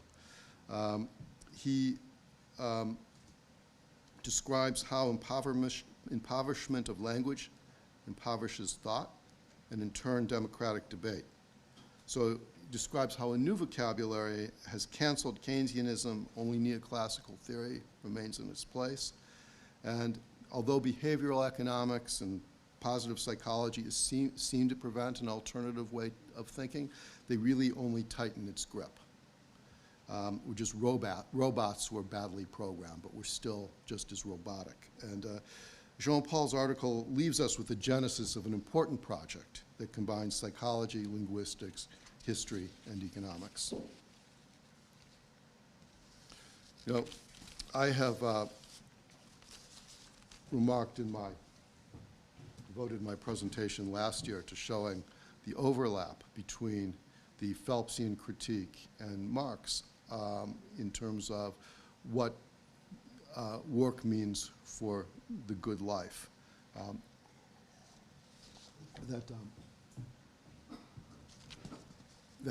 As Marx pointed out, that the overcoming of obstacles is itself a liberating activity, self-realization, and real freedom whose action is precisely labor. And in its historic forms, worker suffers four types of alienation, including estrangement of man from man in the production line and in work that is not rewarding. And I think that Ned and Marx went in different directions about what the remedy would be. I'm with Ned. The workers owning the means to production hasn't solved this, and communism has failed miserably where it's been tried. And that a good and just economy that can create non-alienating labor lies in a dynamic and capitalist economy. You know, Aristotle has come up several times today, and he is perhaps the philosopher of the Center on Capitalism Society, and you know, you'd say that human goodness derives from our function, and if we could figure out what our function is, then we could know what was good. And to understand our function, we have to think about what is unique about humans among the animals. And it's not rational thought. I mean, animals, this is Schopenhauer. My favorite example is Schopenhauer, who talks in The World as Will and Idea about elephants that had traveled throughout Europe and crossed many bridges, and then an elephant comes to a bridge and decides that it won't bear its weight. I mean, when the stakes are high enough, animals are pretty smart. When I was a kid, I remember being taught that humans were the tool-making animals, and that was what was unique. But now there's all kinds of evidence that birds and apes and various animals can make tools. That's not what it is. It's not language. What's unique about humans is collective intentionality. There is no other species that, as Michael Tomasello says, human reasoning, even when it's done internally, is shot through with this kind of collected normativity in which the individual regulates her actions and thinking based on the group's normative conventions and standards.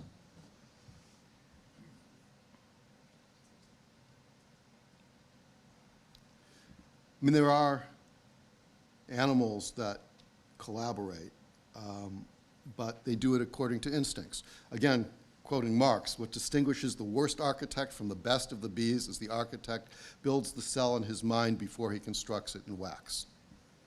And writing about the same time, Abraham Lincoln noticed that, you know, beavers build houses, but they build them in no wise differently than, or better than they did 5,000 years ago, I guess presumably at the beginning of the world.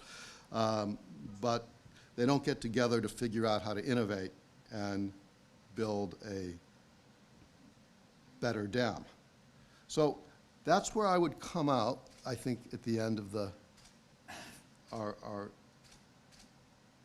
journey here, that the good life and a good economy lies in a dynamic capitalist economy informed by modern values, and the methods for understanding it, explaining it, describing it, lie outside of neoclassical economics, and I'll stop there.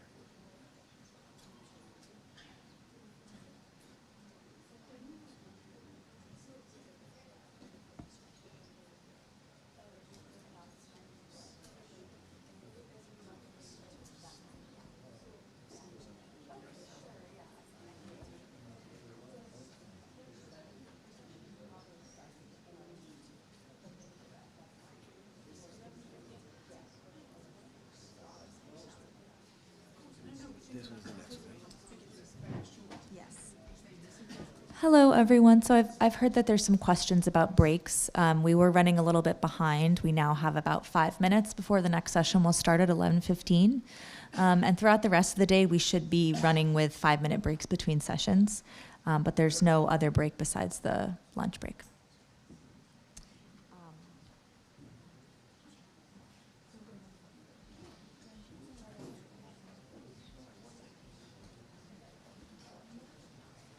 Do you have to load the new one in? Yeah, I got it. So it's the same order, right? This one, this one, Thank this you. one. Awesome. Yeah, that one's the lunch person. Thank you so much for all your help. You're the VIP, It's tough, obviously. it's tough. It is tough. Because we have so much technology, it's crazy. I know. Yeah. What do you know what happened with the I have no idea. We Thingy. tried everything, and then all of a sudden it just pops up. yeah. It's just a lot. Yeah. Where is it? And you just go.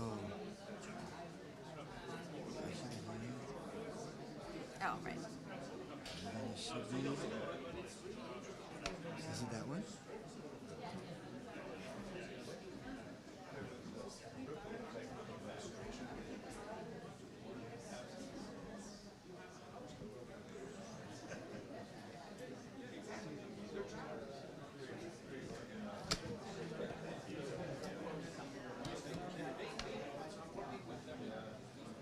See where it pops up.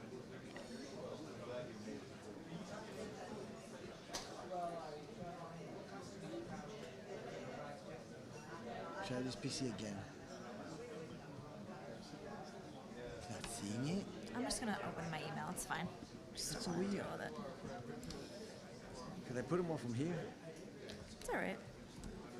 Oops.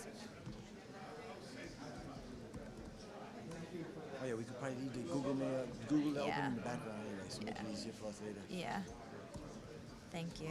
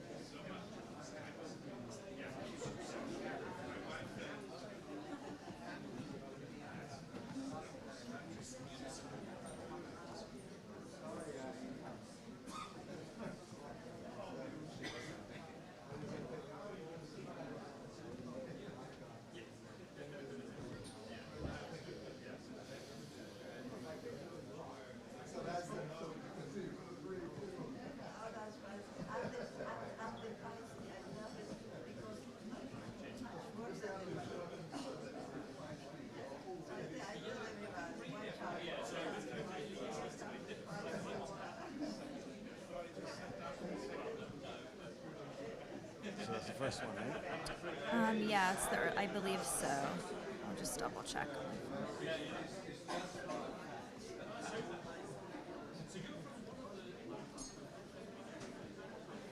Yes.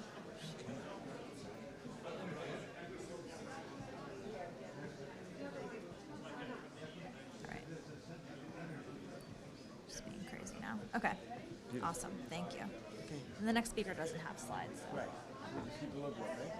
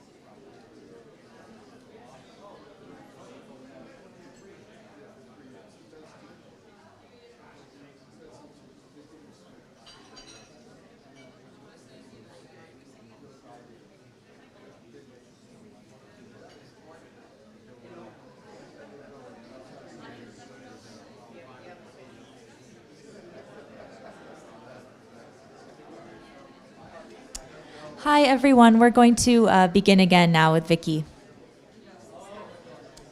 Sorry? I know. I'm trying to. So if you could please take your seats, we're going to begin again.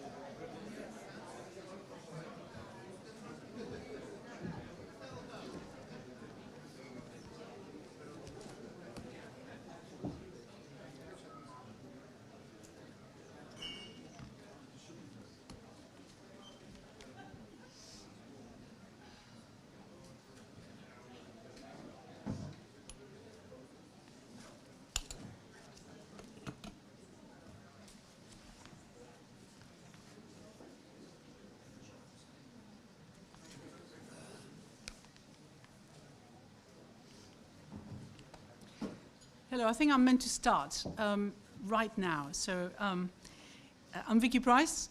I've come from London specifically for this. I'm delighted to have been asked by Professor Phelps to do so. He didn't know, and Lizzie, who's arranged my travel and everything else, didn't realize that I also have a son who's at Columbia. And the terrible thing about giving a talk in front of your son who's here is that children are your worst or best critics.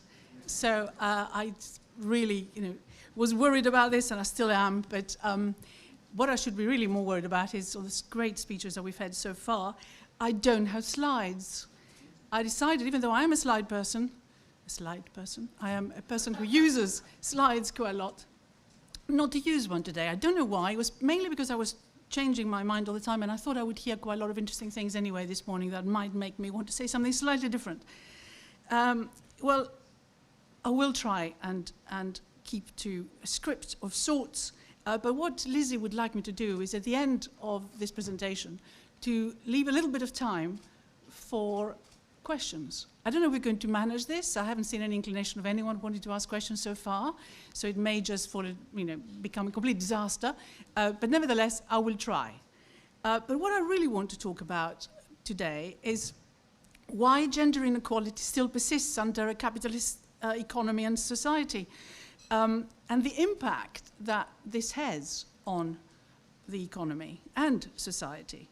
And this is, of course, despite the fact that we've seen a big rise in female labor participation in the last 50 years or so. That has been helped, of course, by the contraceptive pill and also leaps in female education. We were hearing a little bit about that before, and how education has been such an important equalizer, if we want to call it that.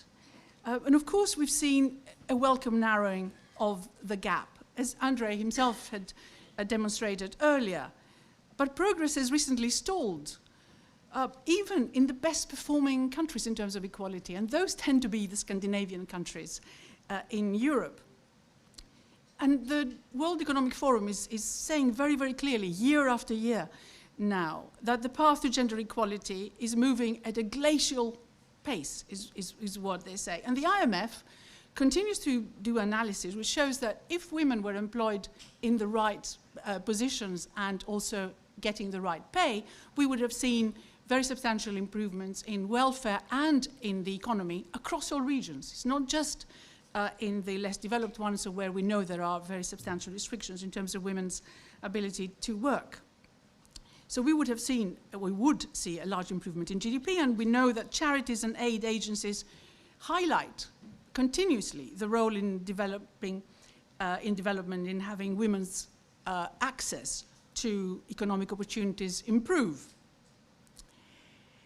Well, the real question is, what does capitalism have to do with ensuring that those gaps are eliminated? Because what we're seeing right now is that across the globe, women are still lagging behind across all equality indices, whether we look at politics, education, wealth, and of course economic empowerment. And the gap in pay is still there and is not going away. It's very stubbornly now stuck to where it is, and it is actually quite substantial, and I'll give you some figures later on that.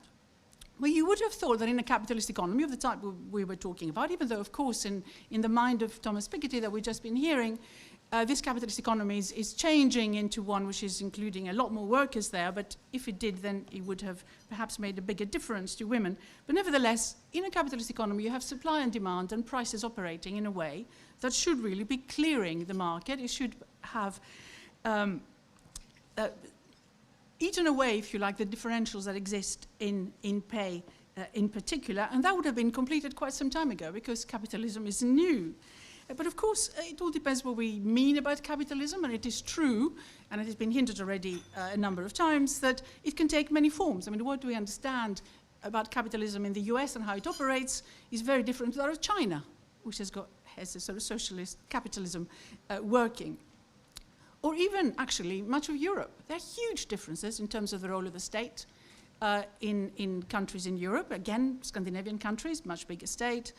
What you see in other places, not so much, but nevertheless, there are differences in terms of the ways that societies operate, the role of workers, mentioned by Thomas Piketty in Germany. And when I was doing my studies at the LSE in the 1970s, I took as one subject the economics of central planning, and I was rather surprised to see that the countries that were examined then were China, of course, and Russia, and the former Soviet Union, Yugoslavia, and France. So just thinking about Thomas Piketty's views, I mean, France is a very state-controlled economy where the role of the state and the size of the state is the highest in Europe, more or less, and has been so for a very substantial period of time. And when I started working in the former Eastern European countries, I've written a book called Women versus Capitalism, so I absolutely had to look at what other economic environments sort of do for women. I was very much involved in doing privatization work. Jeffrey Sachs was there, and we talked about how we were in similar meetings with all his sort of young economists there at the time. It was quite revolutionary, of course, but it was notable how many women we found in senior positions. Not that the women, of course, in former Soviet Union or in communist environments had an easy time, as they still did all the work in terms of queuing and fetching and carrying and so on.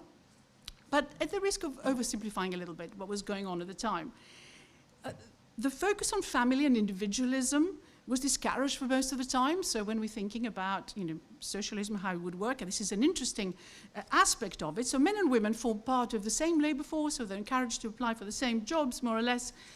And that was, of course, helped by free childcare that was given at the time. And people worked very close and lived very close to their work.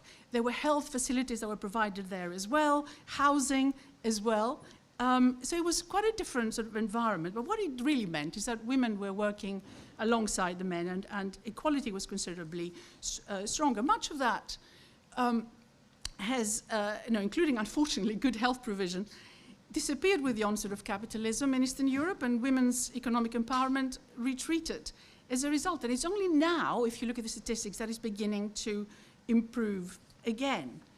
So what is happening? So if you look at the capitalist state, then the answer must be that the system just cannot allocate resources in the most efficient way. It is interesting, again, listening to, it was possible, I can't remember whether it was Thomas Piketty or someone else who said it, that there must be a way in which we can get that inequality to be reduced without harming productivity. But it's the other way around. It is that productivity will be improved if we reduce inequality. And that is at the essence of what we should be pushing for. It's interesting, really, when you look at women in particular and the inequality that still is there. The historian Mary Baird, in her book Women versus Power, Women and Power, examined how culturally embedded, really, women's exclusion from power has been through the ages.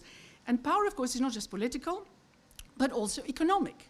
Or rather, the one feeds off the other. If women were more economically empowered, then they would also be more influential in politics, and vice versa.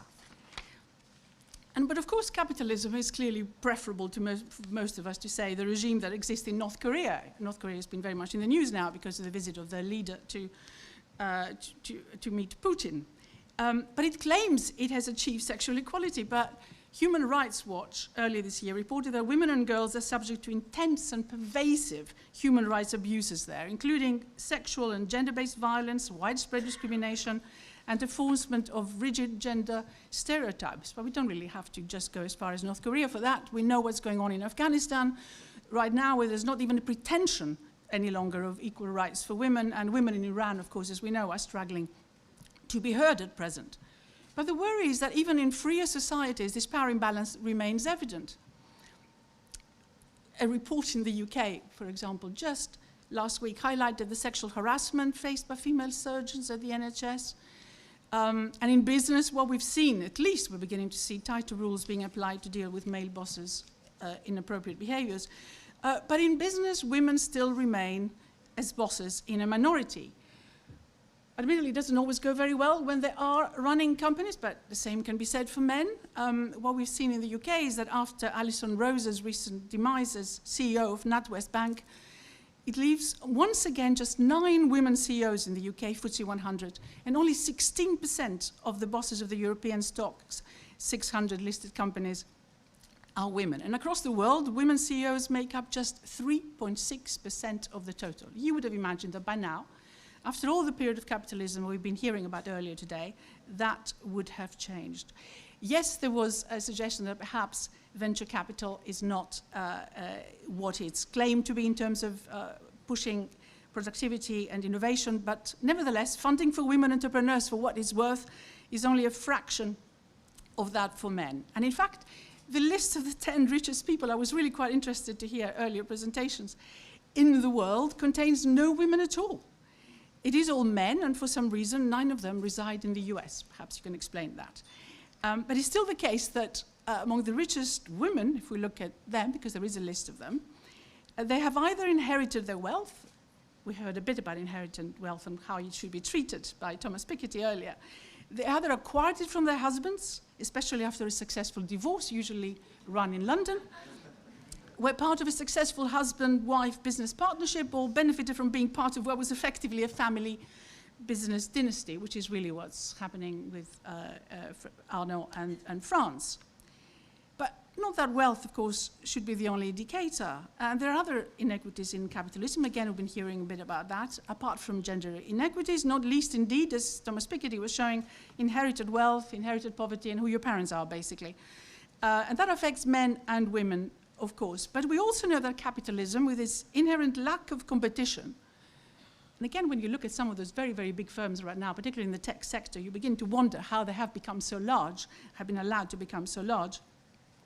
Well, what it does create, this lack of competition, is rents for some that are allowed to persist until the government intervenes. So this discussion that, again, we touched on earlier about perhaps some of the big firms being broken up in the future, it comes to mind right now. But we can look at persistent, whatever happens in the other area, wage and wealth gender differences that exist, the so-called gender gap, as a form of rent. A bit like when you look at the overall lack of competition and the rents that are acquired by various people in the population. Or if you like, a sort of windfall gain for being a man. And so the power imbalance mentioned by Mary Beard permeates society as a result, even in our modest field of economics, where people rarely become super rich. The picture doesn't look particularly good. So analysis by Vox in 2021 showed that only 5% of women were listed among the top-ranked economic authors in the world. Only 21% of the top think tanks had women at the helm, and their representatives at top university economic departments was also only 20%.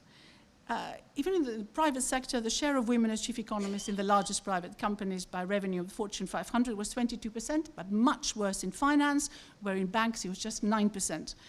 Admittedly, I mean, one of the very good things that for a little while, the share of women chief economists at the World Bank, the OECD, and the IMF was 100%. It's no longer the case, but that was brilliant, something to seriously celebrate. And in the IMF right now, the numbers 1 and 2 jobs are currently held by women. Again, something really, really good in terms of progress. Now, of course, the governor of the Central Bank of Russia is a woman, which is interesting in itself. She's been at the job for about a decade. There's now also a woman central bank governor in Turkey who seems to have improved the situation quite significantly, which is rather brilliant. And although there's never been a woman Chancellor of the Exchequer, in other words, Finance Minister, in the UK, that might change come the next election if Labour wins, because there is somebody waiting to take that role.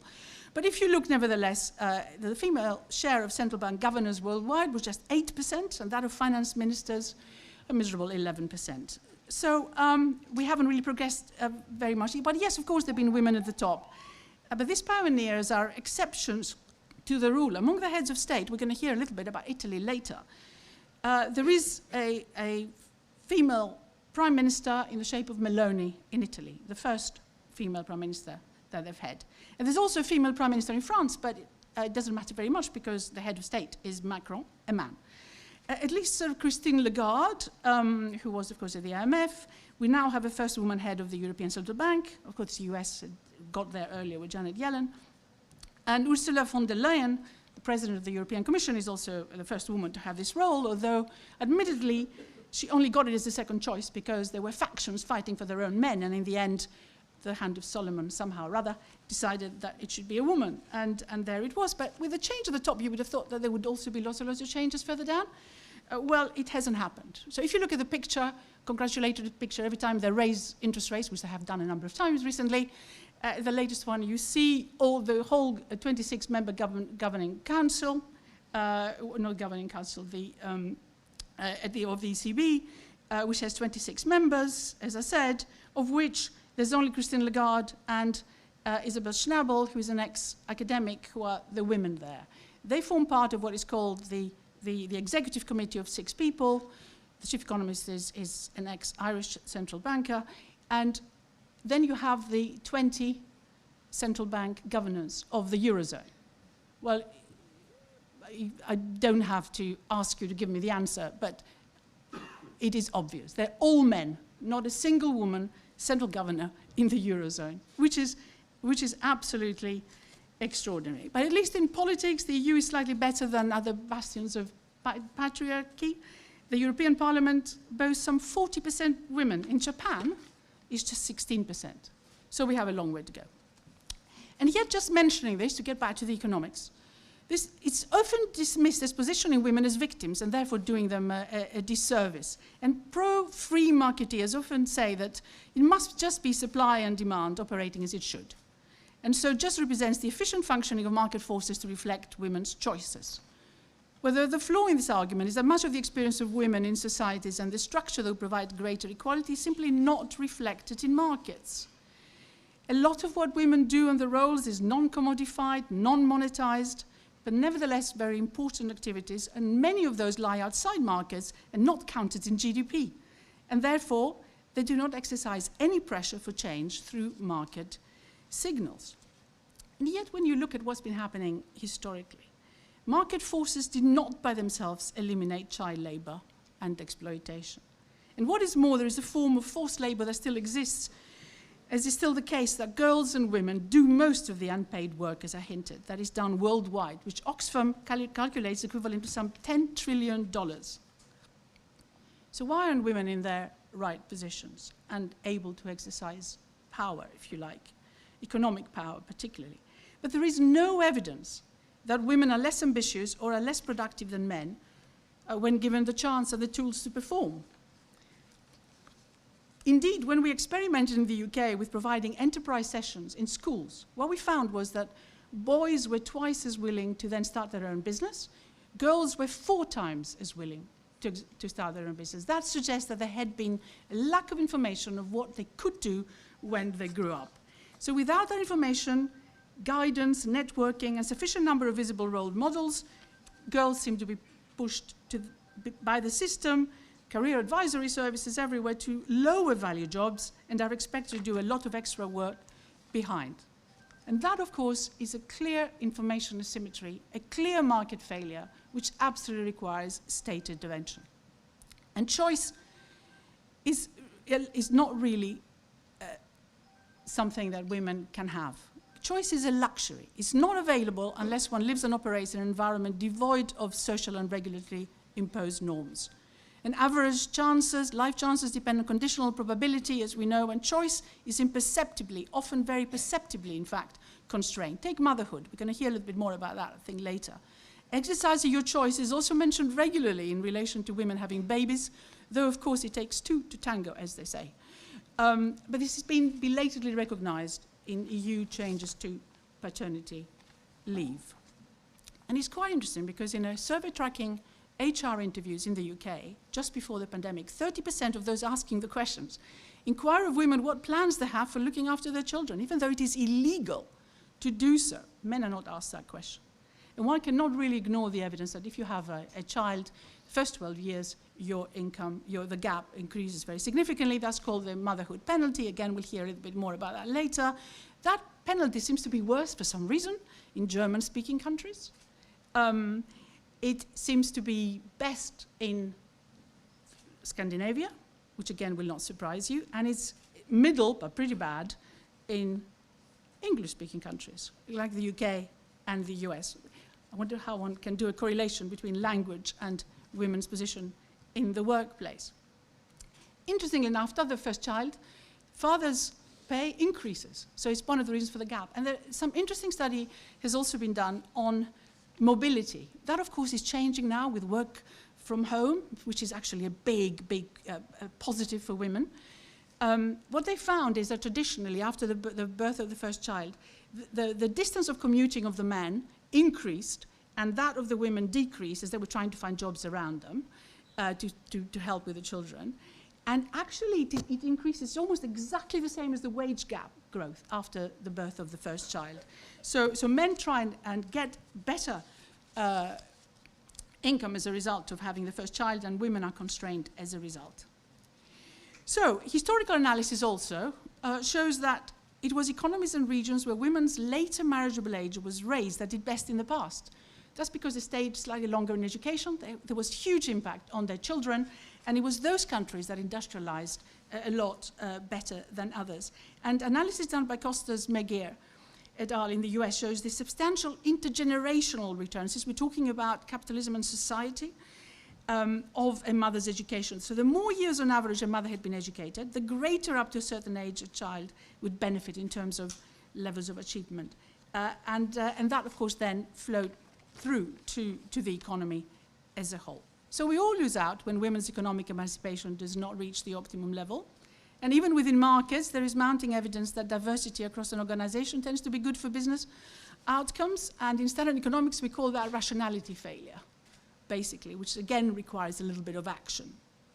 And that is because you fail to take advantage of what is an obvious benefit to the firm and to society. But sadly, because of the way the capitalist system works, it requires long-term commitment, investment to get there, and not relying too much on short-term profits.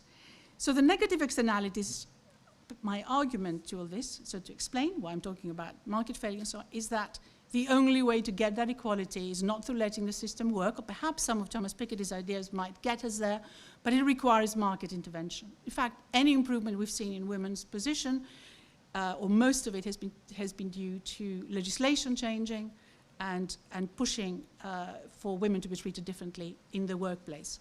But of course, people on the right claim that market failures don't exist except precisely when the government intervenes and distorts the market. It's government failures, in other words, that we know all about. And there is also the opposite view, which is from some center-left economists, like Mariana Mazzucato, for example, who believe that we concentrate too much on teaching civil servants about market failures. I was a civil servant, and I did focus on market failure, so I fall under that problem. There's no doubt about that. Because there is so much more the state can do to shape markets. So you don't just intervene when there's a market failure, you do it from the beginning. That's, I think, the Thomas Piketty idea as well. But we are where we are. There are market failures, and these market failures need to be addressed. But finally, really, who decides policy matters too. I mean, a lot of those improvements in women's positions at work have come from women being in power and deciding to change the legislation. Certainly that was the case in the UK. So who makes the decisions matters, and not just in terms of the public sector, but also what happens in the private sector. What we find is that in business, it matters because both men and women tend to be, that's what evidence suggests, inclined to hire people after their own image. There was all this talk about queen bees, that women would not be interested in hiring other women because they don't want their own position to be in any way affected, because they made it. Why should they help anyone else? But actually the evidence suggests that there are queen bees, but they are very, very small in numbers, and they do tend to hire more like them. But of course, as I said earlier, the number of women at the top of organizations is still very, very small, and that is that is a serious problem. So just then to remind you of where we still are in terms of the pay gap. So the pay gap that should have been competed away doesn't get competed away because of all the restrictions that still exist, whether it is through conscious and unconscious bias, restrictions in the jobs that perhaps women can do, to inadequate information. So what we have is the full-time hourly gap is still some 11.9% on average across the OECD on the basis of full-time hourly rates, having come down to just 2 points since 2010.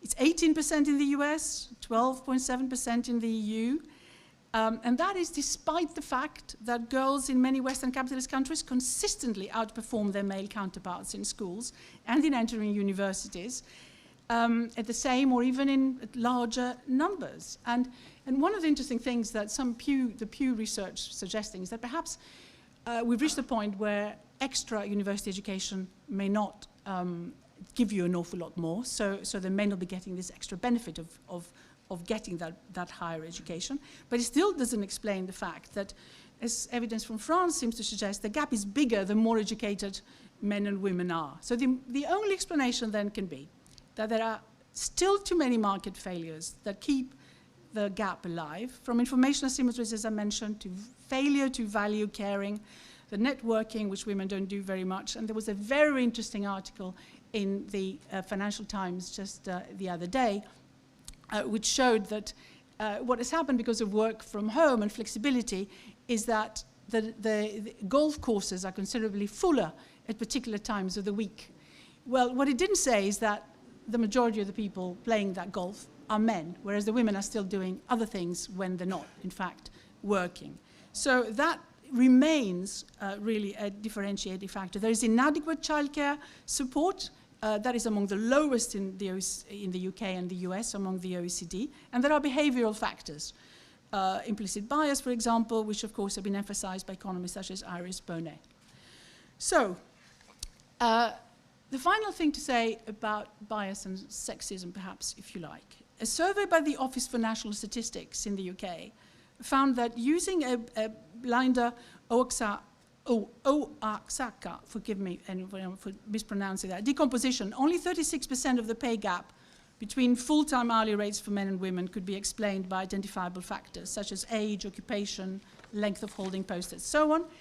The rest, 64%, was probably bias. Well, that needs to change. And I will stop here and perhaps take the odd question, if there is any time, unless I've overrun like mad. We've got time for a question or two.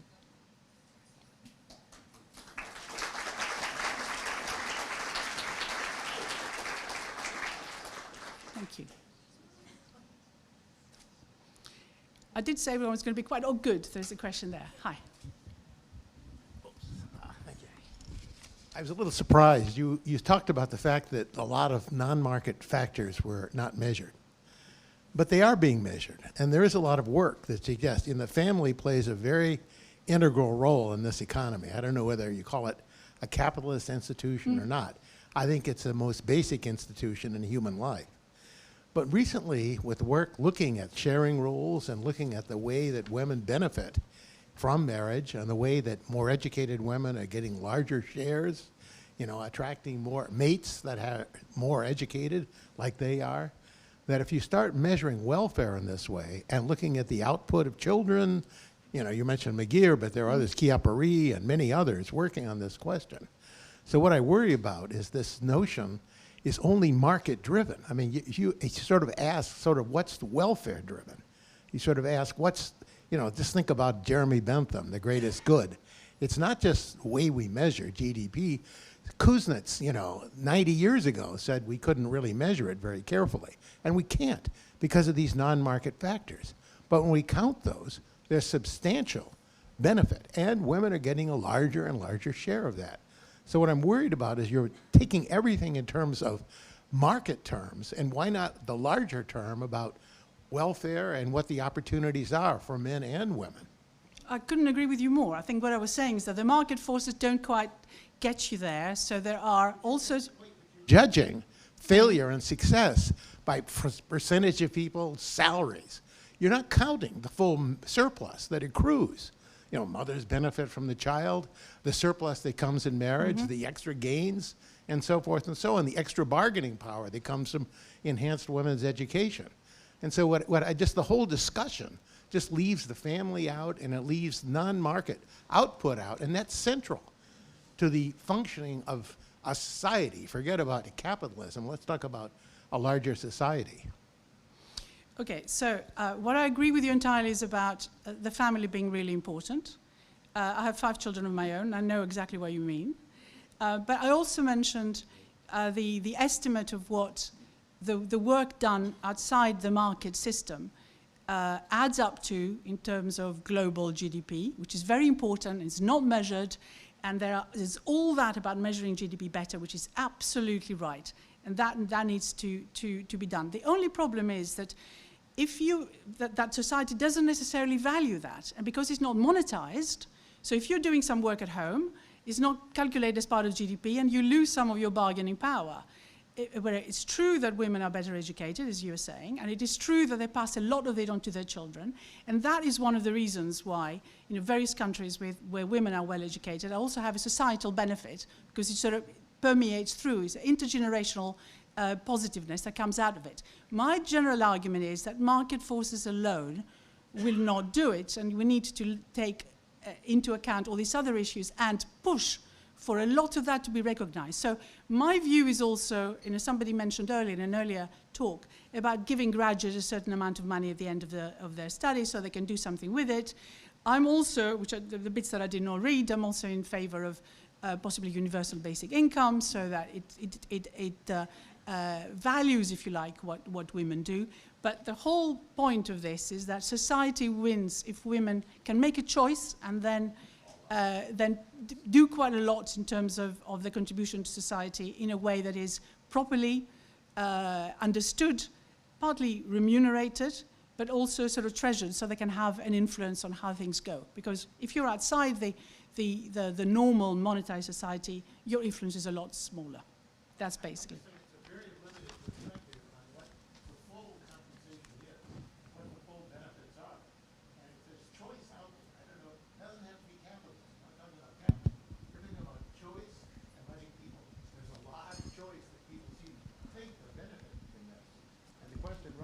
Whether you think these people are being coerced into these roles, well, or whether you think these people are choosing. Indeed, what I said is that there are people that you may think is choice, but it isn't always choice. It may be just the only thing that you can do, given everything has happened around you, because you don't have the right information to make a slightly different choice than you would have done if you did have that information. So I'm saying that there is a definite market failure in terms of information asymmetry that's out there, which is what needs to be plugged in to ensure that the choice is a real choice. So my point was that that's what people are saying. It's a choice, and it should be valued as a choice. But if that choice is made on limited knowledge of what your choices are, then it's not a real choice. It is more coercion. All right, thank you so much. We do have to end there now.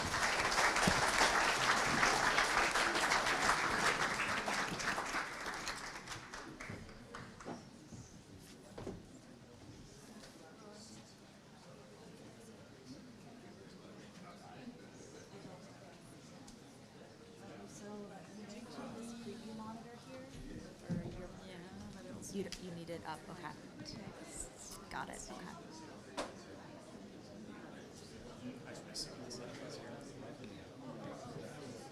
So would we have time for a Q&A after 9? Yeah, we're gonna give all the same time to each one, so you'll have half an hour, just like she did, and we can go over a couple minutes if need be. That I would also need the text. You need this, okay. Maybe. We can have both. What if we just move this over? That's a good idea. Okay. Can I get you a help?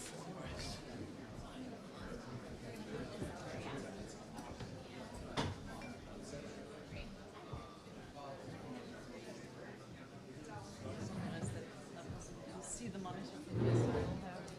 Well, this is displaying what's. Yeah, I know, but since I don't see it from here, I would need both my text here and so could we just put the computer here? Well, this one we have is all wired, so we don't want to mess with that because we have issues before. Okay, okay. Would that work there? Or you need something a little higher? A little higher. Let me see. Okay. Sorry.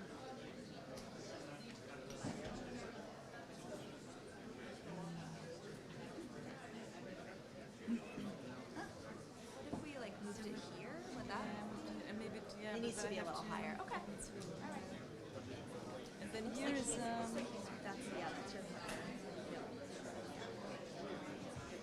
Is that okay? All right. So this.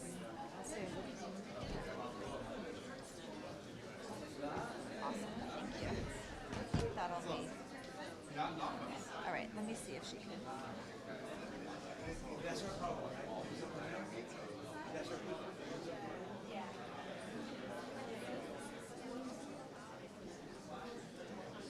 Full screen. How's that? yeah. Is that doable? Yeah, yeah, that's good. That's a little. Yeah. Should we bring this forward a little bit? Yeah, we could do that. I think it's okay. Yeah, it's okay. Yeah. You will need to stand up here to speak into it. Do you want this? Yes. Okay. No, but yeah, let's see. All right, here. All right. Okay. Okay. A little higher would be good, yeah.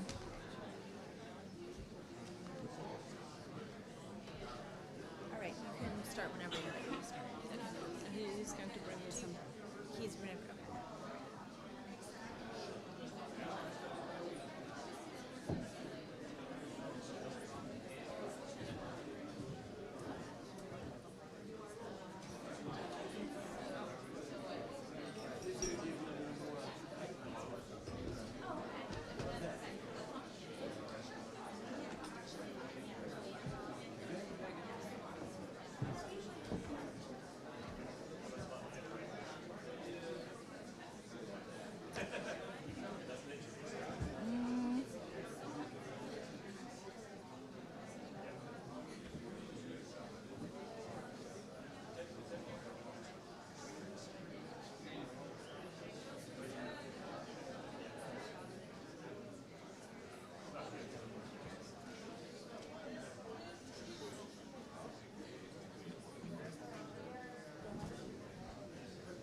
It's not up?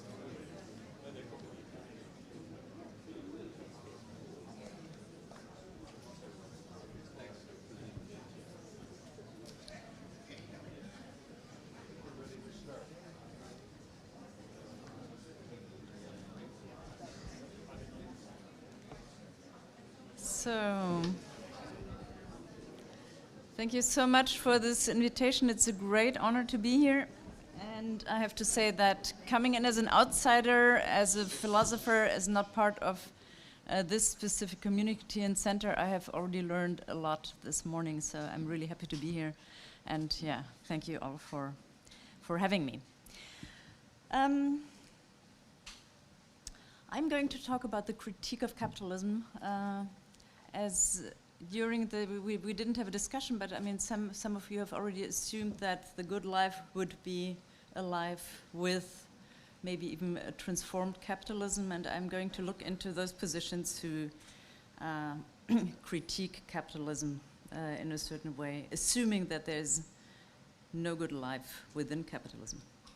So the critique of capitalism is in great, and I mean, it has been very interesting for me already to hear how many of you have referred to Aristotle, to values, to the good life, and maybe later on we could discuss whether these two approaches, these two dynamics are not at odds with each other in a certain respect. The very dynamics of capitalism and the idea that there is a good life and virtues that have a certain limit. I mean, this whole Aristotelian idea and critique of pleonexia. You're laughing, Marcus, already? No. Okay, so, but now I'm going to talk about the critique of capitalism, and actually I'm going to investigate it rather critically. The critique of capitalism is in great demand, shaped by the mood of the times, shaped by current crisis that we experience, This critique may be diffused, sometimes insufficiently complex, and in some respects even disconcertingly inflationary. Nevertheless, there are good reasons for this boom, and you have pointed out some of them already: the rising inequality, the ecological disaster has not been in the foreground right now, but I think this is going to play a role as well. But what then is really the problem with capitalism? Is it wrong? Is it unjust? Is it irrational or bad? Is it evil or dumb, or is it just not working? To ask this question in another way, on what basis is capitalism subject to criticism? In this paper, other than you, I cannot offer a new empirical diagnosis of the current state of the world economy, or even make constructive suggestions to alleviate the crisis.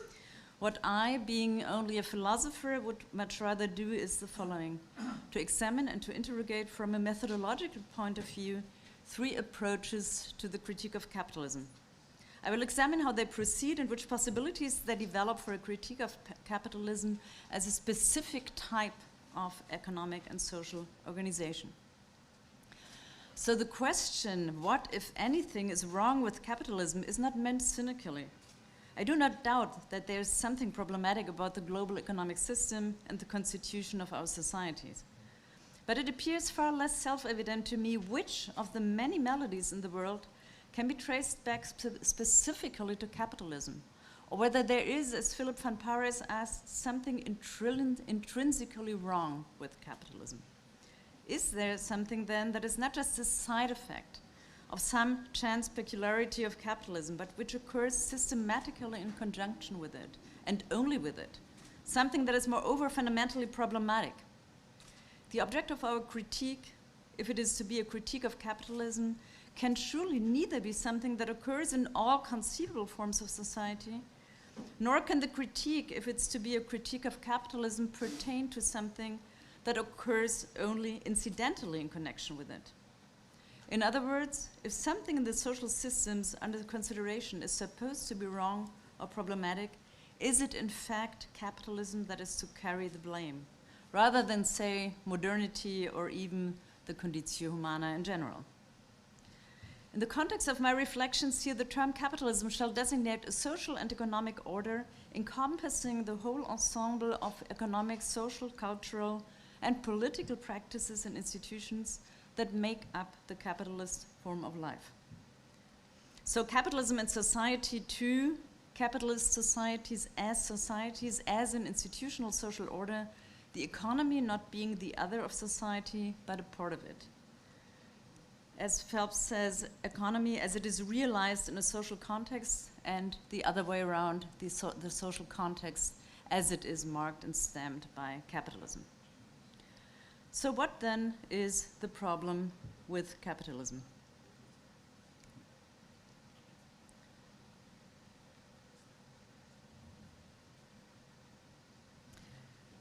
If we leave aside trivial indictments against personal greed, let us distinguish 3 strategies of critique. First, a functional argument. Capitalism cannot function as a social and economic system. It is intrinsically dysfunctional and crisis-prone. Second, a moral or justice-oriented mode of argument. Capitalism is based on exploitation. It withholds from people in an unfair and unjust way the fruits of their own labor, and it entraps them in servitude to a system that cheats them of what they are due. Briefly, and less dramatically put, capitalism is either based on an unjust and exploitative social structure, or it produces one. The third, the ethical argument, goes like this. A life shaped by capitalism is a bad life. It is impoverished, without meaning or empty, and it destroys essential components of a fulfilled, happy, and above all, truly free human life. We have already heard about this and about Marx's critique of alienation, which of course is one of the most prominent defenders of this position. So in short, capitalism leads to and is based on alienation. All these 3 strategies have each had a respective boom period, and it's maybe interesting to see that in Marx, in some way, all 3 strategies are converge in an interesting way, but it's not always transparent how they converge. So let us ask toward each of these lines of argumentation whether they meet the demand established above. That is, whether they establish a mode of critique that targets the specific wrongs of capitalism. In particular, we will determine whether each critique grasps capitalism's specific traits and second criterion accounts for its wrongness or its normative shortfalls. I will begin with the functional critique. The functional strategy of argumentation runs, capitalism does not function as a social and economic system. It's intrinsically dysfunctional and crisis-prone. There are some evidences with respect to functional critique, and it's interesting to see how the functional critique and the functional argument is somehow in more demand than it used to be with respect to, with respect to the ecological crisis. You hear a lot of critiques of capitalism that basically buy into the functional argument. So the functional argument has some advantages. It seemingly relies on no external standard of justification because something that does not function is not good on its own term. It undermines its own reason for being in some way. It's intrinsically dysfunctional. You all know some of the variants of a functional critique of capitalism. The easiest to contest is probably the pauperization theory that Marx held in his early times. There is a bit more sophisticated functional critique of capitalism in Marxism that, that works out the tangential fall of the rate of profit. But it's maybe interesting and important to see that functional critique is not only prominent in Marxism, and it's also not only something that that refers to the ecological crisis or to economical crisis scenarios. Not only, as I have suggested already, the ecology and the ecological crisis runs very prominent here. Even the idea that there are cultural preconditions for capitalism to function, and that those very cultural preconditions are somehow undermined is something that already Daniel Bell, but also Joseph Schumpeter has put forward. Both of them argue in some way that capitalism systematically undermines necessary psychic and cognitive dispositions that it at the same time needs in order to conserve itself. So just to give you an idea of how broad the functional argument is, and that it's not actually just an economic argument. So the advantages I've pointed out already, and now I'm talking about the problems. The problems with the functional argument is basically that functionality is always embedded in norms, and in the case of capitalism is contested. So if we talk about something being functional, we have to ask, for whom is it functional, and with respect to what is it functional? What then is a functional deficiency? And if something is functionally deficient, that means that it's not functioned as it is supposed to be. It does not function as promised or in accordance with its prescribed task. The task of a knife is to cut. A blunt knife is not functioning to the extent that it's not cutting. But the ascription of systematic functional deficit goes beyond the mere factual circumstance that something is not functioning as it should by claiming that it is not able to do so for systemic reasons. And this is something that most of the functional critiques of capitalism have tried to make this argument, that it's not just an empirical thing and also not just, let's say, an empirical failure like market failures, but something that is deep in the DNA of this, of those social practices and institutions. So it lacks the requirements necessary to function as it's respected. This is what I would call a systematic non-functionality. So the problems are easy to spell out. Very often, multiple, potentially distinct meanings here are conflated.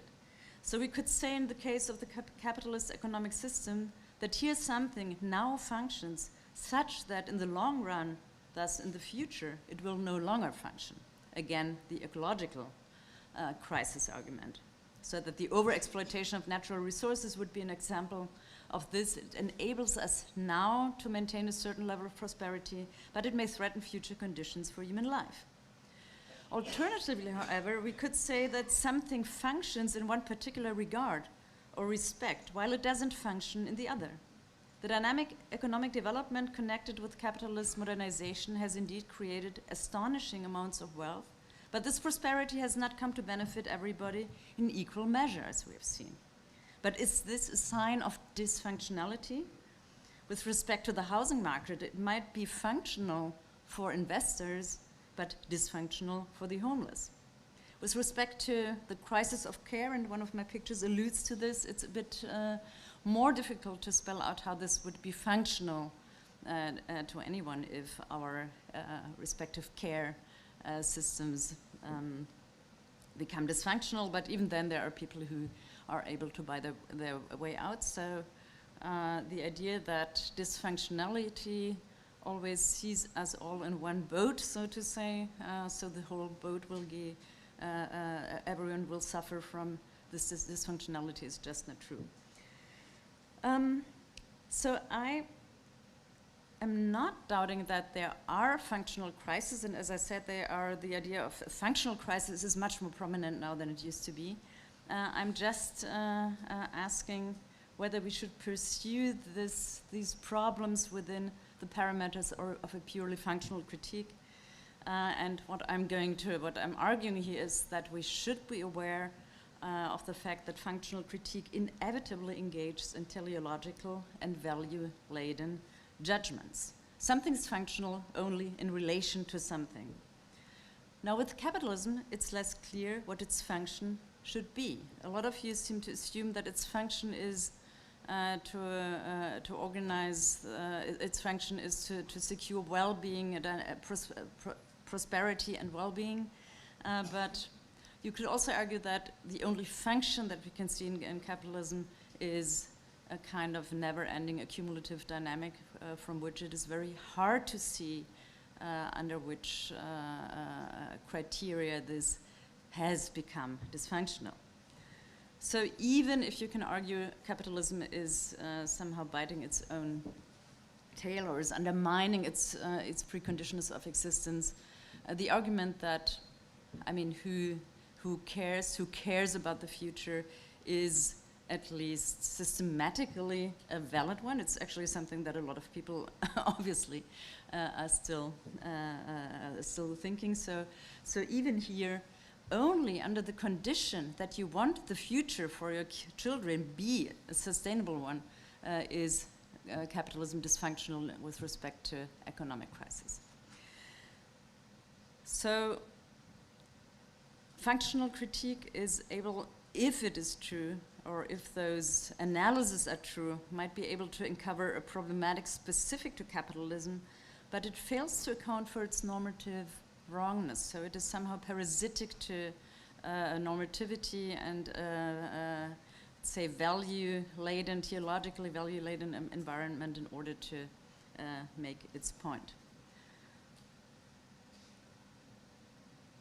Let us now turn to two versions of a critique of capitalism that is normative from the very outset and that has other kinds of problems, as I will argue. So the second argument, as I've already said, is a moral argument. Capitalism is either based on an unjust and exploitative social structure or produces one.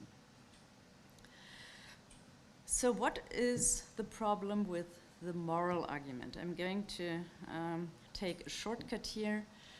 It has huge advantages. The moral critique of capitalism in political mobilization, it has turned out to have a high mobilizing power and also some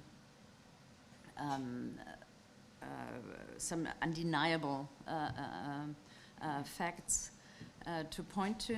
It corresponds well to everyday intuitions about the moral wrongs of capitalism.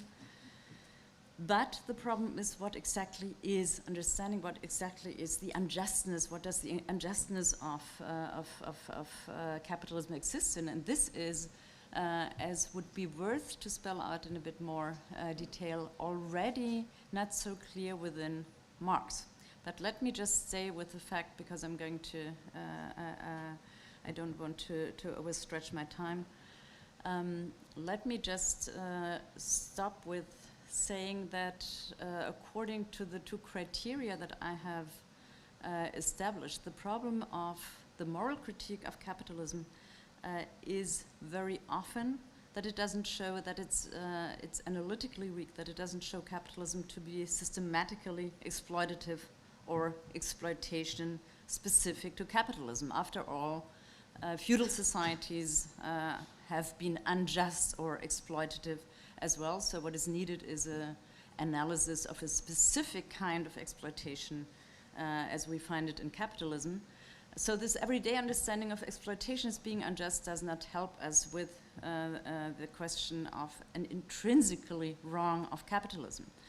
Now, Marx, of course, has added this kind of analysis, even if you might doubt its results, but he has come about with an explanation of exploitation that as an analytical, technical concept, targets capitalism in a more specific way.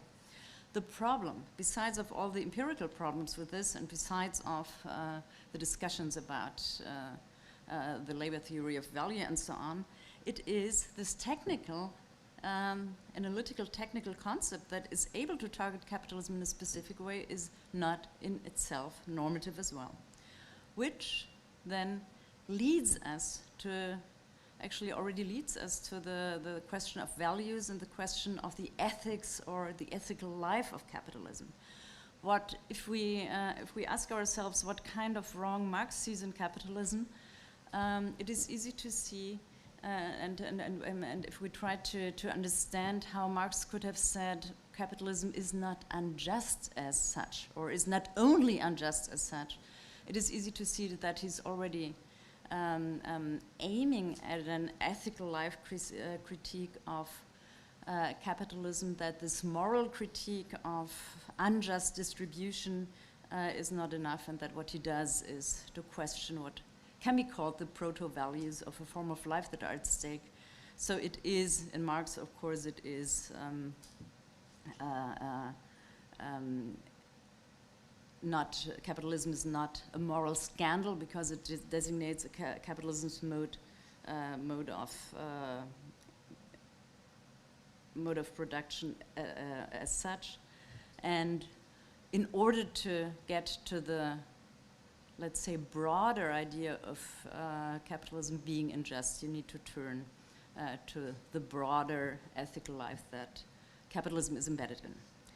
Let's now turn to the ethical argument against capitalism shortly. The ethical argument says that capitalism destroys essential components of a fulfilled, happy, and free life. It leads to and is based on alienation. What is important about the ethical critique of capitalism, even the kind of ethical critique that you might criticize as somehow being a nostalgic, just critique of culture, even this has its advantage in that it shows us that life in capitalism entails certain proto-values that are very often naturalized. So it shows us that, for example, the idea of values as we find them in market transactions is not just ethically neutral. It's not just what values are, but it's something that is already has a whole historical and social context to even see of certain goods as commodities that might be changed and so on. This is something that the ethical critique has been pointing to in a successful way. The problem, also the focus on the culture of capitalism, the context of the capitalist economy and its effects on our forms of life is something that I think is very meaningful with respect to an encompassing critique of capitalism. The problems with this kind of critique is that it's specifically to capitalism is again debatable. So some of the ethical critiques of capitalism, think of, let's say, already Werner Sombart, who was, who in his Modern Capitalism talks about how meaningful the relation between the agriculture and the cow was, as against this meaningless and indifference that we find in modern life. So even here, it's debatable whether this is modernity as such, a certain kind of rationality and modernity, and the idea of indifference as something that is also something that we need in order to live a certain kind of freedom. So it's debatable whether it's specific. It's debatable in terms of the ambivalence of the phenomena. So the kind of indifference that is very, very often criticized is at the same time a precondition for freedom. I can do what I want unless I interfere in what you do. And the criteria for normative assessments are somehow unclear. I mean, most of you know that when the railway was invented, the cultural critiques were I thought that this kind of acceleration would make people crazy. Nowadays, everyone somehow raves about railway going very slow instead of flying as something that is the appropriate way to do things and way to be in a relation to the world. So again, those criteria are very often quite unclear. And then the next problem that is important for my last point and what I have to say is that very often those critiques are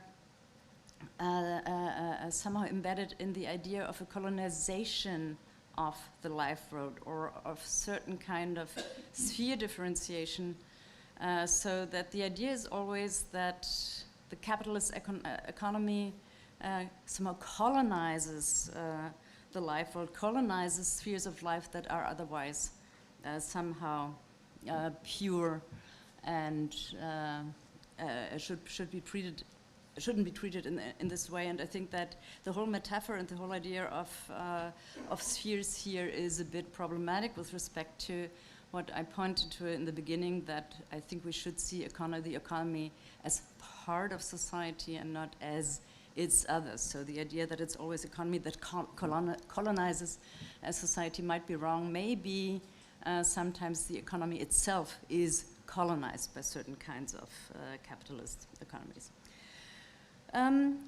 Yeah. So in sum, all of the three paths offer fruitful insights. Each of them proves sufficient in various ways. Functional critique is specific to capitalism, but normatively parasitic. Moral critique is normatively informative, but not specific to capitalism. And ethical critique has difficulty identifying normative criteria. Specificity to capitalism needs to be spelled out. I think that it would be possible to do it, but it's seldomly done. So what should we do with respect to this rather negative, if we want to criticize capitalism with respect to this rather negative summary? I would suggest to critique capitalism as a form of life, which is not the same as an ethical critique, since capitalism as a form of life entails economic, social, cultural, political practices and institutions. They are intertwined, arranged, and connected in multiple ways. The analysis then should aim at understanding the functional disturbances and the normative deficits of capitalism as a form of life, taking into account that functions and also dysfunctions and functional crises are already also normative crises.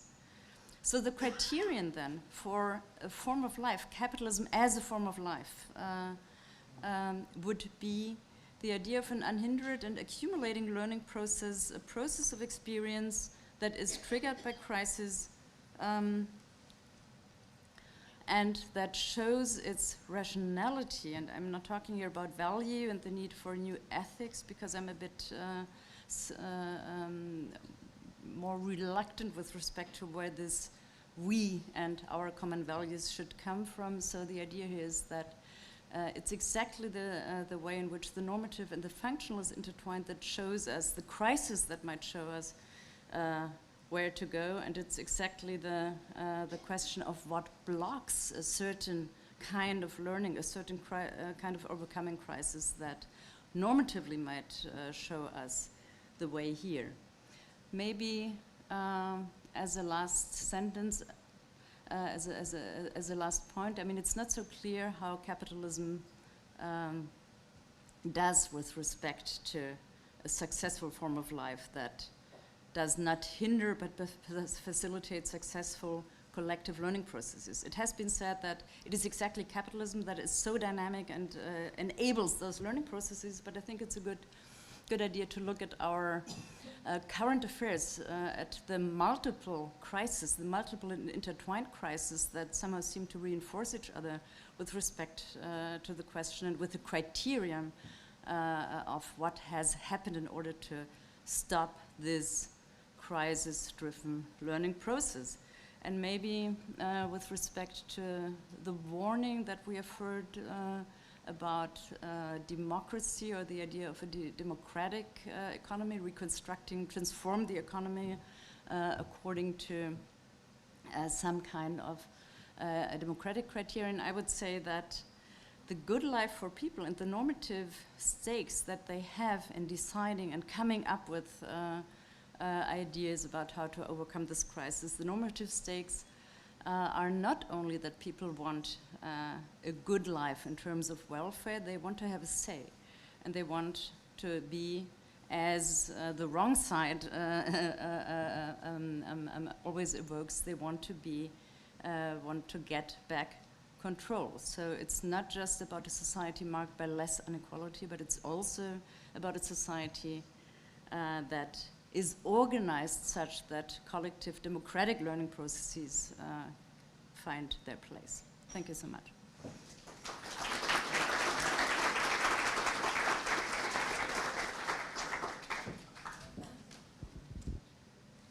So I don't think we do have time for questions at this point, unfortunately, but so we'll continue on. Thank you very much.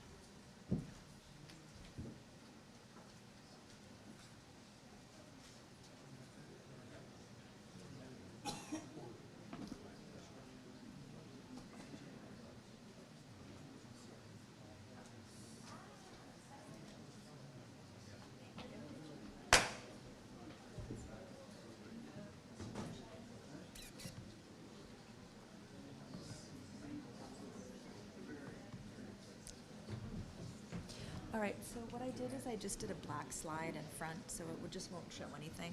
And then when you want to show it, you can just hit this button and it'll show. The right button? Yeah. Where can I put my papers? It's a good question. Maybe hold them if that's okay, or? Can we put this? We can't really can we move put it here? Unfortunately. No? We can't, the cord doesn't go. Could you maybe just like rest them with one hand there or something? Let's try it. Hold it with your, like that, okay. So he has just 2 slides. I've given him a black slide in front, and he'll just, when he just has the one slide. And when do I turn it off? How do I turn it off? That one is on? Yeah, you don't need to turn it off. But I don't want it to continue. Then just go back Okay. to the beginning, yeah. And go back black again. Yeah. Is there some water? All right, and you're welcome to begin whenever you're ready. Yeah. Can I get a glass, please, for like Sorry? some water? Of course, I'll grab you a glass.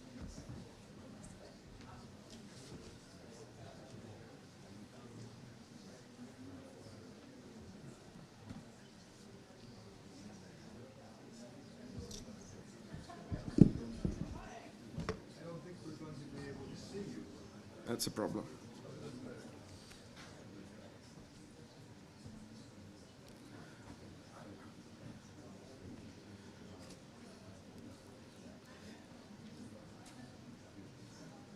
Well, my name is Leif Pagrotsky. I come from Sweden.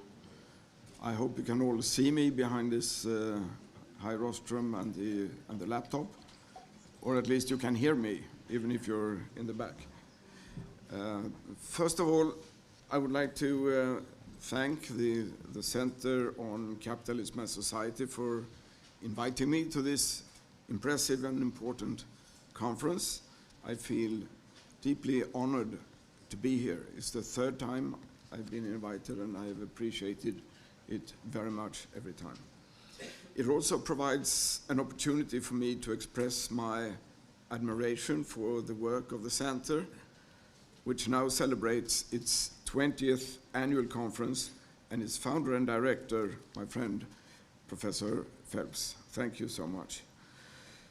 For me, as a social democrat from Sweden, maybe I forgot to say I'm a politician, not an academic or an academic economist. For me, as a social democrat from Sweden, the relation between a mainly private market economy and the broader society is, of course, a crucial, fundamental issue, not only for the economies and the political future of our Western democracies, but also for the global geopolitical competition with other less democratic systems, a competition that is more difficult today than at any other time since the Cold War. And that we today are not winning, but retreating gradually in this battle of ideas and economies. I'm convinced that this relationship is at the heart of the political problems we experience in many democracies today, not least in my own country. Traditionally, Sweden has been able to combine a rather pure, unregulated capitalist market economy with a broader society characterized by shared benefits of economic growth. A successful private sector has thus contributed to benefits for all, like quality health care and education free for all, and maintaining income security in times of sickness, unemployment, or old age. Redistributive transfer and tax policies have also contributed to mitigating the income inequalities that I believe are inherent in market economies. Mature and well-organized unions have played an important role in sharing the benefits of a successful market economy to the many, not only to the few. This has made a highly business-friendly, profitable economic system legitimate and accepted among everybody, more or less. Low taxes on business, acceptance, or even encouragement of structural change, welcoming new technologies to raise productivity, pushing for free trade, and actively welcoming or even inviting import competition. That is quite unusual, quite unique, and I think it has got a lot to do with this mix of policies I just described. This balance between capitalism and politics has been based on a fairly broad consensus. Although never free of tensions and conflicts between politics and business, between left and right, between employers and unions, its foundations were broadly shared. The high level of trust that has been such an important asset for Sweden has in recent years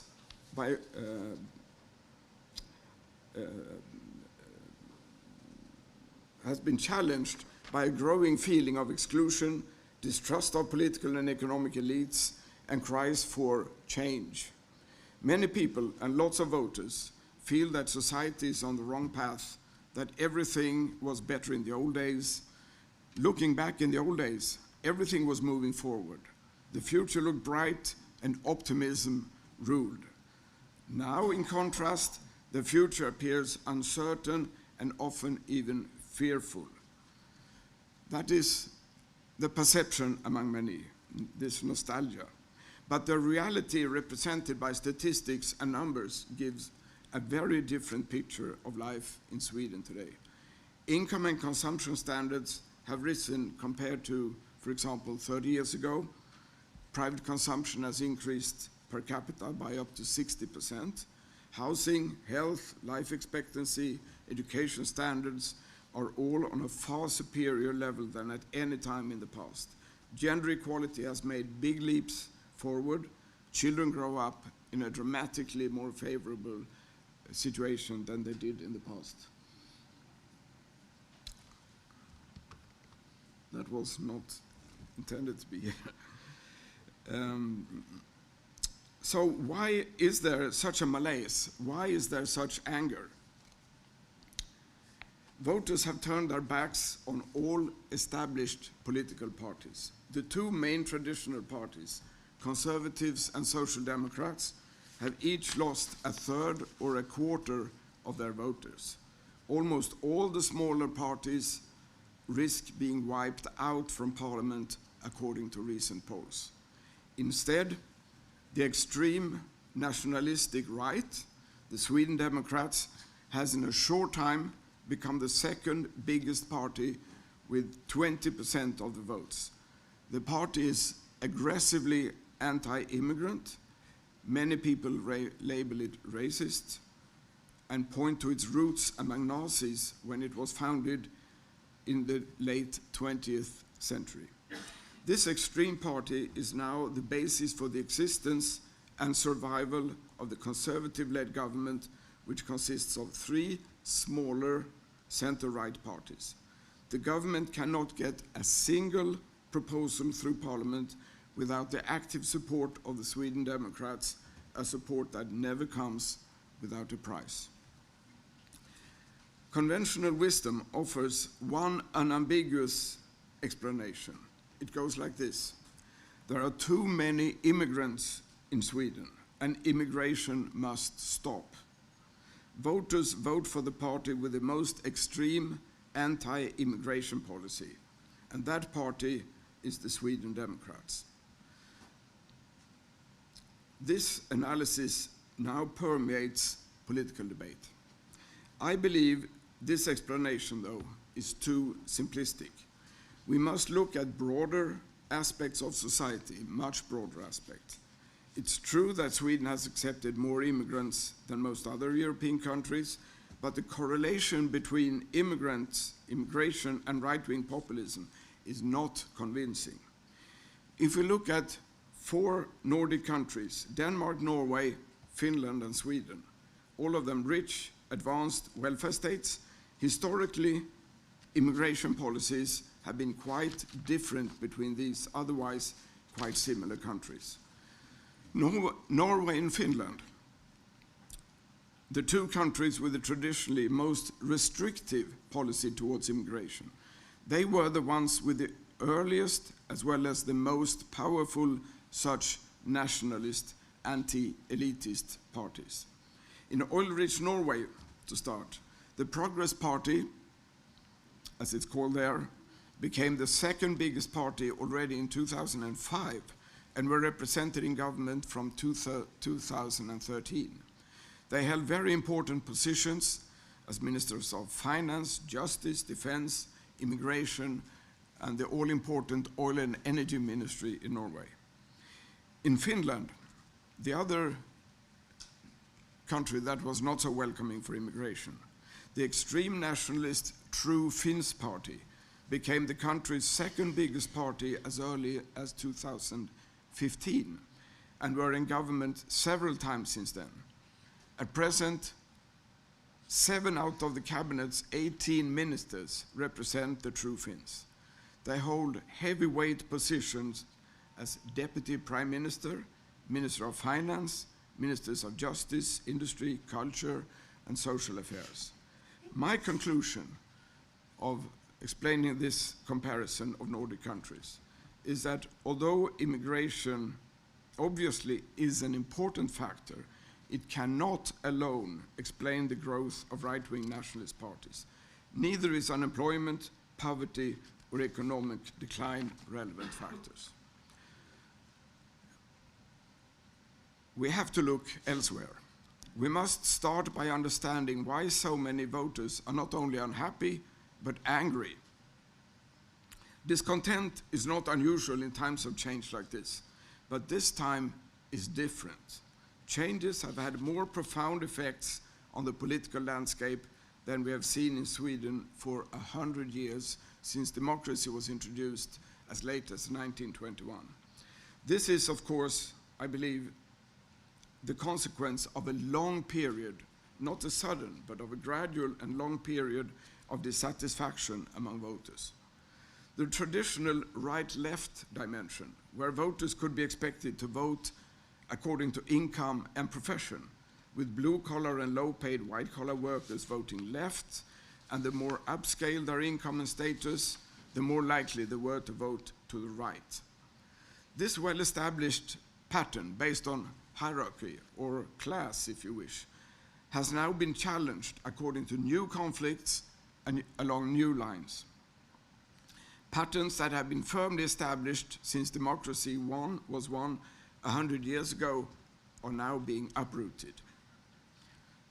In three important respects, rural voters and men have swung from left to right in very big numbers. Young voters are much more likely to vote conservative or nationalist than before, and that is contrary to what was expected in the media that were, I think, interpreting the Greta generation issue. Greta was obviously not representative for her generation of Swedish voters. The young voters never ever voted so much to the right as they did this time. The third one is that prosperous neighborhoods in big cities have turned the urban middle class, traditional center-right strongholds, they have turned significantly to the left, very surprisingly. The upper class areas of inner Stockholm have turned more to the left than in many, many years. What has not changed at all is the votes of women. There is a strong center-left majority among women voters before this change as it is now. And that is a permanent factor that has surprised many. The earthquake in the political landscape that I have described in Sweden and the Nordic region correspond to similar developments in other European countries. All over Europe, in different countries, with different economic and political traditions, can we see a similar development, a weakened center and a rising nationalist extreme right. And instead of spending another 10 minutes describing the European political landscape, country by country, I will show you one picture that you may have seen already now that catches the overall situation from a satellite perspective. I don't know how precise this is. It comes from the British tabloid paper, the Daily Mail. And I don't want you to read the text. And it's in EU, they missed out for some reason their own favorite revolt of the unlistened to against the elites, Brexit. So Britain is white here, although I think it should be red. The vote for Boris Johnson and Brexit, I believe, is a similar protest vote as the vote for the Sweden Democrats in Sweden. Very few EU countries appear here to be unaffected by this, and I suppose in some of these red countries it's an exaggeration, but the overall picture is quite clear. Sweden is not alone. We cannot explain what's going on with domestic individual factors.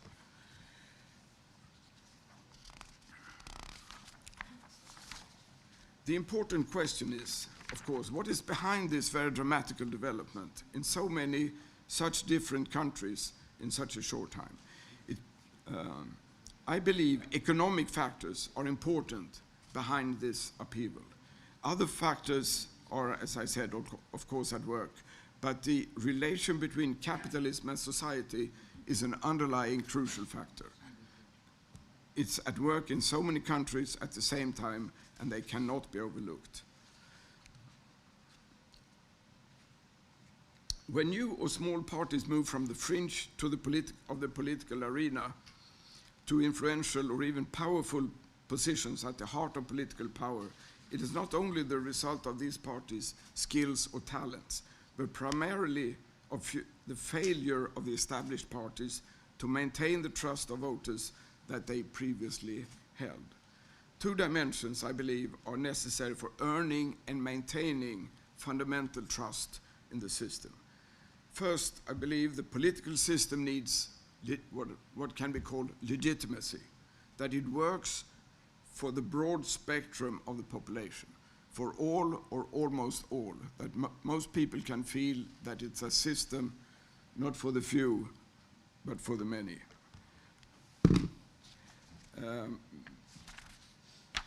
And second, the political system must show a degree of efficiency, that it's able to deliver decisions and results that citizens can respect.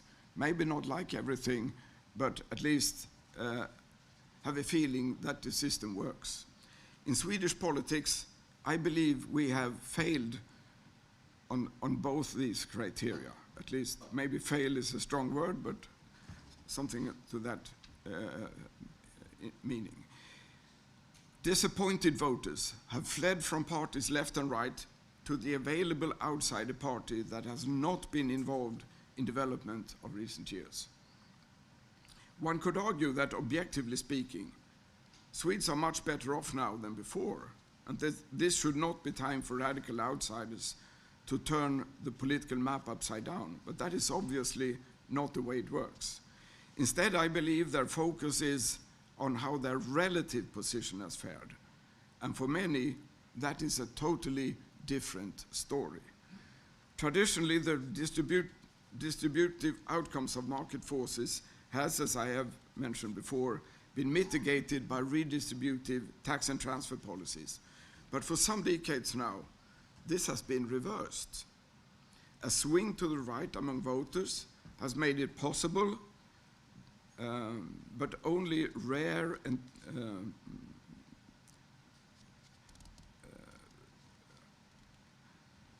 this reversal has become possible with only timid objections from economists or even active support from the economists active in public debate. Taxes on wealth and inheritance have been abolished. Taxes on capital gains and dividends from shares have been reduced to symbolic levels. The top income tax bracket has been abolished. Property tax on real estate, which was proportional before, has now been replaced by a flat sum for most houses, and it is very low and very beneficial. For an average family house in Stockholm, the property tax now is about 0.1% of the market value of the house. And that cut, together with low interest and the fact that not everybody owned their apartments and their houses, has meant very, very big inequalities in wealth. At the same time, important transfers like health and unemployment insurance have been made less generous. Offers of upskilling or retraining for those hit by unemployment have also been cut back. These rather dramatic reversals of previous policy have contributed to sharply increasing inequality. And shifting the tax burden away from unearned income, like inheritance, dividends, and capital gains, while an increased share of taxation is levied on wages and consumption, has of course widened gaps between those who benefit from prosperity and those who do not. There is a very clear pattern about these changes. They benefit mostly people in bigger cities with better education and higher incomes. Very little end up in rural areas. I don't find it surprising that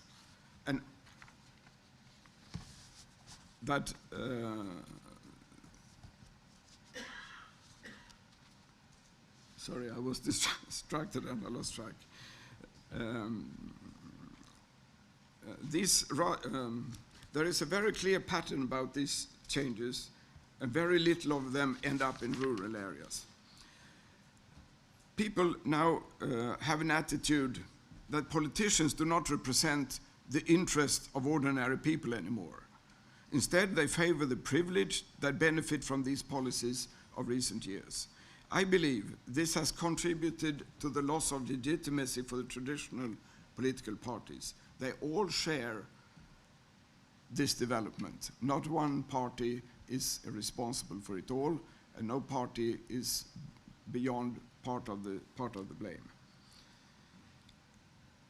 So it's not by accident that the Sweden Democrats are very strong in the areas that have not benefited and weak in the areas that have benefited from this.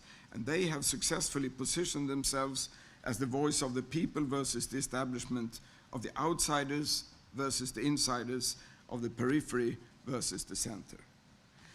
The other factor, apart from the legitimacy factor I just mentioned, affecting trust in the political system is efficiency, the ability to deliver. Increased international dependence has reduced the room for maneuver for all countries, but in particular for smaller countries. Taxation of capital and corporate profits are two important examples. On top of this, politicians have chosen themselves to reduce the reach of political decisions by deregulation and privatization. Many or even most of these changes have been positive or even necessary, seen one by one. And I must admit that I have been in favor of many or even most of these changes, sometimes strongly so in my role as a cabinet minister. But it's nevertheless a reality that the room for domestic policy to be delivered by national politicians that can be accountable to the voters in our own country, that has become more limited. Politicians appear to be victims of events and external forces, more like bystanders than in charge, more commenting developments than taking charge and responsibility for development. There is one further element of politics. This is the final point in this respect. In Sweden and other European countries, with a proportional parliamentary political system that erodes the perception of politics in charge and accountable. More parties have been elected to parliament. This has brought a more diverse political landscape with more minority or coalition governments. Voters get a confusing perception of who's in charge and where responsibility rests. Often policies are unable to address problems of the day because of this political reality. This too paves the way for new anti-establishment forces with promises for fundamental change, often based on charismatic leaders with simple solutions, easy to communicate, and never tested against reality. We don't have to go as far as the Weimar Republic or the Yeltsin years in Russia to remind ourselves that democracy not only needs formal rules for voting and representation to be respected and supported by everybody. Democracy also needs to be effective. Hung parliaments, gridlock, and paralysis risk paving the way for extreme alternatives. Economists have been very influential in shaping developments in my country and in Europe since the 1980s. More power to markets, less to politics. Privatization and market mechanisms for public service have been like mantras for the past generation or so, also in my country. These changes have, as I said, have many positive effects in many areas. We've had a very good economic development overall, but we have not been aware of these side effects that we can see now, and we have not paid enough attention to what these reforms have meant for respect and legitimacy for our democracy and our politics. And I believe this has contributed to the backlash against established politics that we have seen in the past. And maybe it's time for politics to take back control, some of it at least, or at least stop the habit of moving important issues further away from politically accountable politicians. Let me, I think my time is up. So I thank you for listening. And I have one more thing to say. I want our democratic capitalism improved so it becomes obvious to the whole world that this is the best system the world has ever seen. That's the most important our generation can do to fight authoritarianism that I think now is on the offensive. Thank you.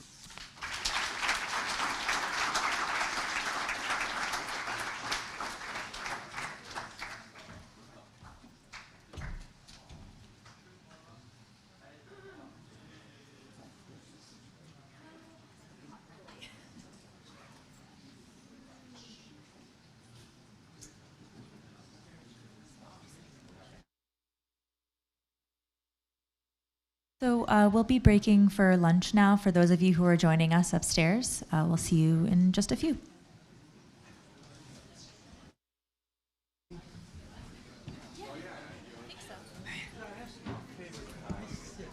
Of course, yeah, it's your choice.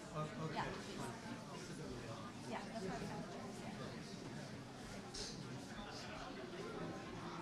So we're down to the PDF is next, right? The PDF is after the break? Not right after the break. So, okay, so, but those two are done. The two up here, just to be on the same page, these two